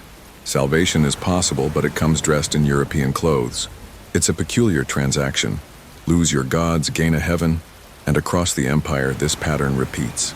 In India, where you're sitting next to a Tamil child in Sunday school, the teacher gently explains that worshipping Vishnu or Shiva isn't quite right. Not evil exactly, just misguided. So the Ganges gets demoted. The sacred cow becomes dinner for the British soldiers nearby. Temples are mocked as curiosities. Your heritage is being translated and then deleted. The British Empire didn't invent missionary work, but oh boy, did it industrialize it. Missionaries rode the wave of empire like it was a luxury cruise. They often believed they were doing good, rescuing souls from damnation. But it's hard to ignore how hand in hand they marched with colonial officials, often paving the way for civilizing missions with soft power before the hard power arrived. You shift scenes again. Now you're in Australia, standing among a group of Aboriginal children who've been forcibly taken from their families, placed in Christian missions to uplift and reform them. It's the start of what we now call the stolen generations. You watch them lose their languages, their names, even their memories. One clutches a makeshift doll. Another tries to remember the words of a Dreamtime story she's no longer allowed to tell. Historians still argue whether missionaries were unwitting cogs or willing enforcers of colonialism. Some genuinely resisted abuse and advocated for indigenous rights. Others saw culture erasure as a godly duty. What's clear is that across the empire, conversion was rarely just spiritual. It was political. It taught obedience, loyalty, and most critically, Britishness. You attend a baptism in the Solomon Islands. The new Christian name? Edward. The convert's tribal name? Set aside, just for now. In British schools and churches, learning the Lord's Prayer matters more than learning your grandmother's oral histories. You sing All Things Bright and Beautiful and wonder if your ancestors are still listening. But here's a twist in the story. The converts didn't always play along. In many parts of the empire, Christianity gets remixed. Local belief systems fold into it like hidden embroidery. You see Caribbean churches where African drumming powers Sunday services. In India, Hindu saints and Christian martyrs merge in whispered legend. In Nigeria, syncretic faiths rise where Jesus and local deities share spiritual real estate. You also notice how the spread of religion sparks resistance. Some leaders reject Christian conversion as cultural death. You stand beside a Maori elder arguing that Christianity is a trick to break the tribe's unity. In Sri Lanka, Buddhist monks rally against what they call soul conquest. Resistance doesn't always come with rifles. Sometimes it chants in robes. And remember that fringe tidbit we promised? In Victorian Britain, the Bible Society once printed copies of the Gospel of Luke in Maori, Hindi, and Zulu, with maps showing how far the word had spread. It was part salvation ledger, part imperial brag book. British piety wasn't just personal, it was performative. But religion didn't just flow outward from Britain, it flowed back too. Missionaries returned home with exotic tales, tribal artifacts, and a growing sense of moral entitlement. They justified imperialism as a holy burden. And at the same time, colonial subjects converted abroad brought new flavors of Christianity back to the UK itself. Empire, it turns out, runs both ways, even when disguised as devotion. Then there's education, religion's loyal sidekick. You sit in a mission school in Borneo, watching a chalkboard diagram of Noah's Ark replace the intricate Dayak cosmology. Young minds are molded early. Religion becomes the delivery system for Western ideas of science, gender, even time itself. Out with the lunar calendar, in with the Gregorian. Forget ancestor worship. Meet St. Paul. And not to be outdone, the British Empire also wielded the blunter end of religion, the legal hammer. You find yourself back in a courtroom, this time in the Gold Coast, where polygamy is criminalized under British Christian standards. Indigenous spiritual practices are labeled as witchcraft or heathen rites. Even mourning rituals get policed. You can cry, but only the Christian way. But here's a quiet moment to hold on to. You're inside a hidden chapel in the Kenyan Highlands where a converted Kikuyu pastor preaches not British loyalty, but African empowerment. Christianity gets flipped on its head. The Bible becomes a tool of liberation. Exodus is read as the ultimate anti-colonial tract. Jesus wasn't British after all. By the mid-20th century, Christianity across the empire starts to look very different from the polished Anglican sermons of Oxford. It becomes a global patchwork. Nigerian megachurches, Indian theological colleges, Caribbean Pentecostal choirs. Empire spreads religion, yes. But in the end, the converts reclaim it, repurpose it, and preach back with fire. So tonight, as you lie in the still quiet, consider this. The empire didn't just move armies and gold, it moved gods. And the aftershocks of that spiritual conquest are still rippling through hearts, homes, and holy places across the former empire. You slip into worn sandals and march shoulder to shoulder with villagers under the boiling sun. There are no guns in your hands, only banners, song, and determination. All around you, voices rise in chants that shake colonial windows. You're in the midst of something electric, something dangerous, something utterly human. Resistance. Kirtu. British Empire, for all its pomp, wasn't passively accepted. Far from it. Across continents and centuries, people pushed back, sometimes with whispers, sometimes with fire. Tonight, you're walking through those many uprisings, great and small, each one a pulse in the empire's long, stubborn undoing. You begin in India, the so-called jewel in the crown, but tonight, it's angry.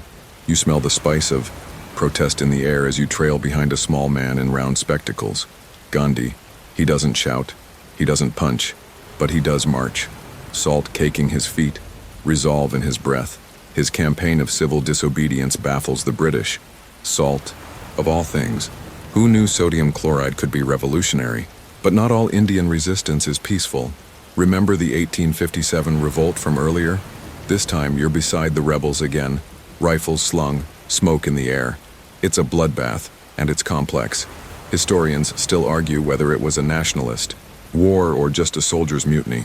But one thing is clear, it scared Britain deeply. They saw the cracks begin to show. Now jump to Jamaica. You're running through sugarcane fields in 1865. The Morant Bay Rebellion burns hot.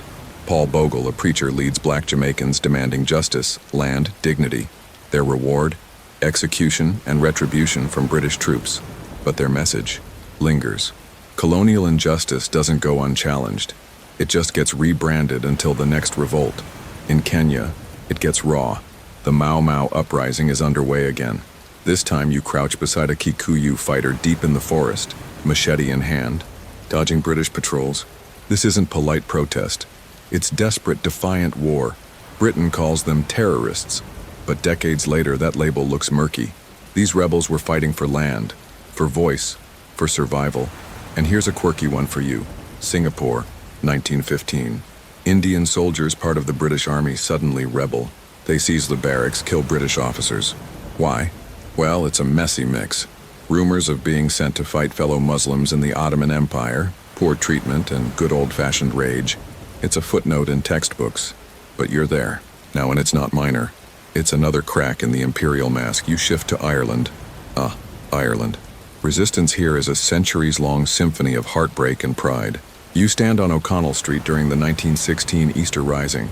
British artillery pounds the city while rebels hold the General Post Office. You feel the tension between romantic idealism and brutal consequences. The rising fails, but its spirit spreads. A few years later, Ireland fractures from Britain, not cleanly but powerfully. Then to Cyprus. Guerrilla fighters of the Ioka movement stalk colonial outposts. You press against the stone wall as a homemade bomb shakes the air. British rule is challenged by firebrands demanding union with Greece. The empire scrambles to maintain control, but their grip keeps slipping. And sometimes the resistance isn't physical, it's cultural. You duck into a dim lecture hall in Ghana, where Kwame Nkrumah preaches Pan-Africanism like gospel. He doesn't raise a fist. He raises a philosophy, and it lands harder than bullets. Back in the Caribbean, resistance gets musical. You sway in the humid heat of a Trinidadian calypso club where lyrics mock colonial governors with razor-sharp wit. Satire becomes sedition. Melody becomes message. Even in Hong Kong, resistance flares. Student protests in the 1960s, later echoed by massive demonstrations decades down the road.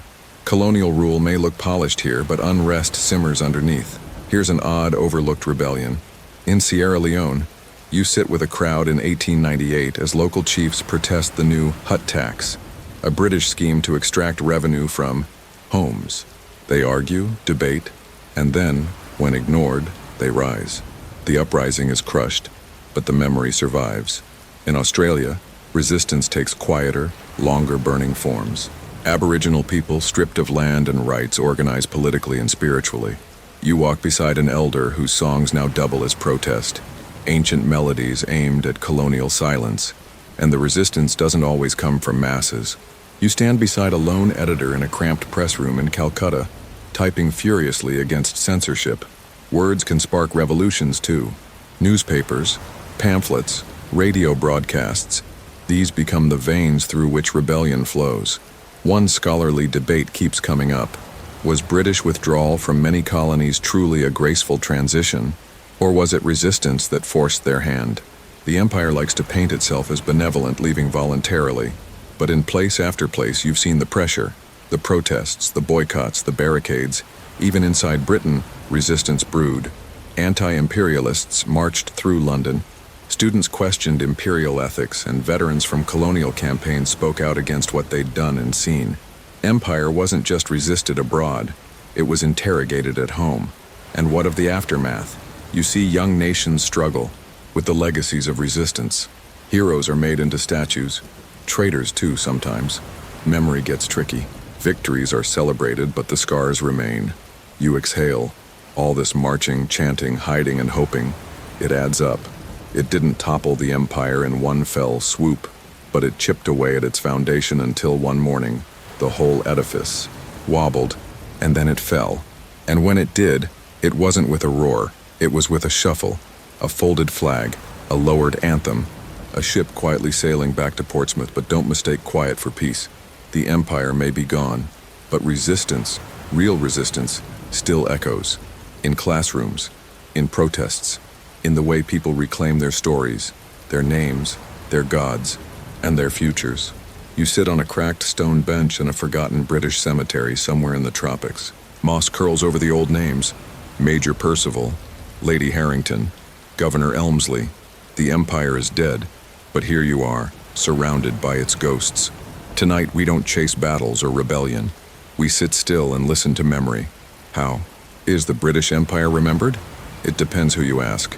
You walk through a museum in Nairobi. One room glows with traditional Maasai beadwork, the next with colonial documents sealed with wax. A child asks, did they really rule the world? You think back to the red-painted maps, how so much of the globe once blushed imperial crimson. But now the maps are dusted with questions, not certainty. In London, you're in Trafalgar Square. Statues loom. Admiral Nelson still gazes out, proud and stony. But people pass beneath him with ambivalence. Some pause, others roll their eyes. A few lay flowers, not for him, but for the enslaved, the displaced, the forgotten. Memory's a slippery thing. For decades, empire was romanticized. School books filled with tales of exploration and civilizing missions. You remember sitting in one of those classrooms, tracing shipping routes and imagining tea with Maharajas. No one mentioned the blood, the chains, the famines, but things have shifted.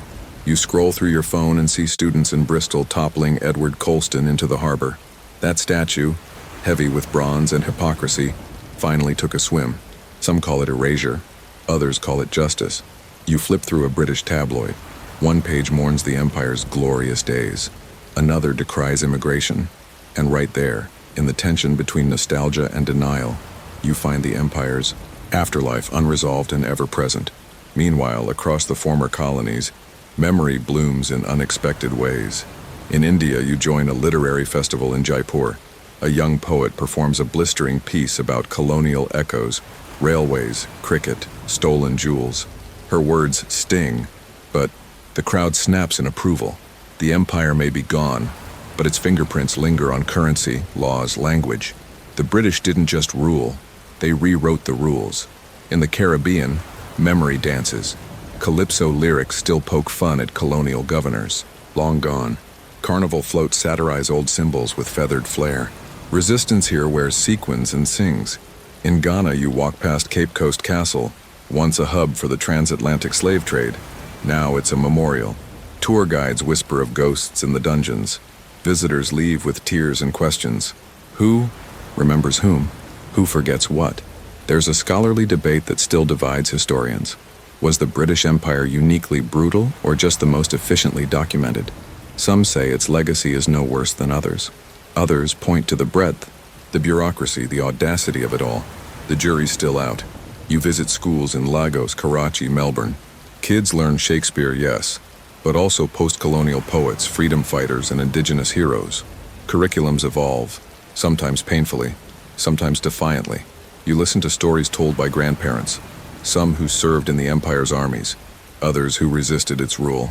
Their tales don't fit neatly into textbooks. They're messy, proud, ashamed, nostalgic, bitter, all at once. And here's your quirky detail for tonight. There's a theme park in India that lets you relive colonial days by dressing in Victorian outfits and posing for photos. Empire commodified, kitsch with powdered wigs. You chuckle, then frown. Memory does strange things with time. It repackages trauma into trivia, but also keeps the spark of truth alive. So you walk through the modern Commonwealth.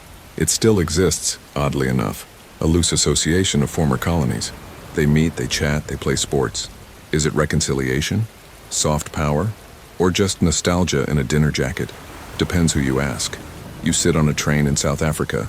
The tracks beneath you, laid by colonial hands, the laws around you, echoes of imperial rule. The songs in your headphones, a blend of resistance, appropriation, and remix. This is legacy, not neat, not finished, alive. And now, at the end of the road, you lie back and look up at the stars. The empire may be gone, but its story is not. It's told in whispers and protests, in statues and silence, in textbooks and bedtime tales. You have traveled far tonight, from pillaged ports to freedom marches, from pulpits to prisons. You've seen the British Empire not as a single moment, but a long, tangled dream, or nightmare, or both. And as you drift towards sleep, let's slow the pace, ease the mind, and gently unthread this heavy tapestry. Let your breathing soften now. The march is over. The crowds have faded. The gunfire is long gone, and the flags no longer wave. Instead, picture a quiet shoreline at dawn, where colonial ships once anchored. The sea glimmers gently.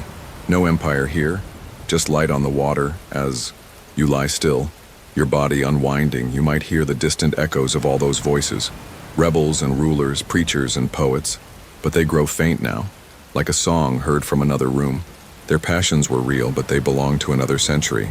Let your mind wander to a village where children sleep peacefully, not yet burdened by borders drawn long ago.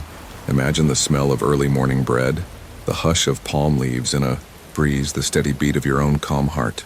The Empire tried to draw the world in straight lines, but the world is curvier than that, richer, stranger, softer. It heals sometimes, not always, but sometimes. So let your breath rise and fall like the tide. No need to remember every battle, every law, every crown. Just know that you've walked through a complex history tonight, and you did it with curiosity and care. Now it's time to drift, to sink into the quiet knowing that stories, especially the hard ones, deserve to be told, not forgotten. Good night, traveler. You've earned your rest, sweet dreams.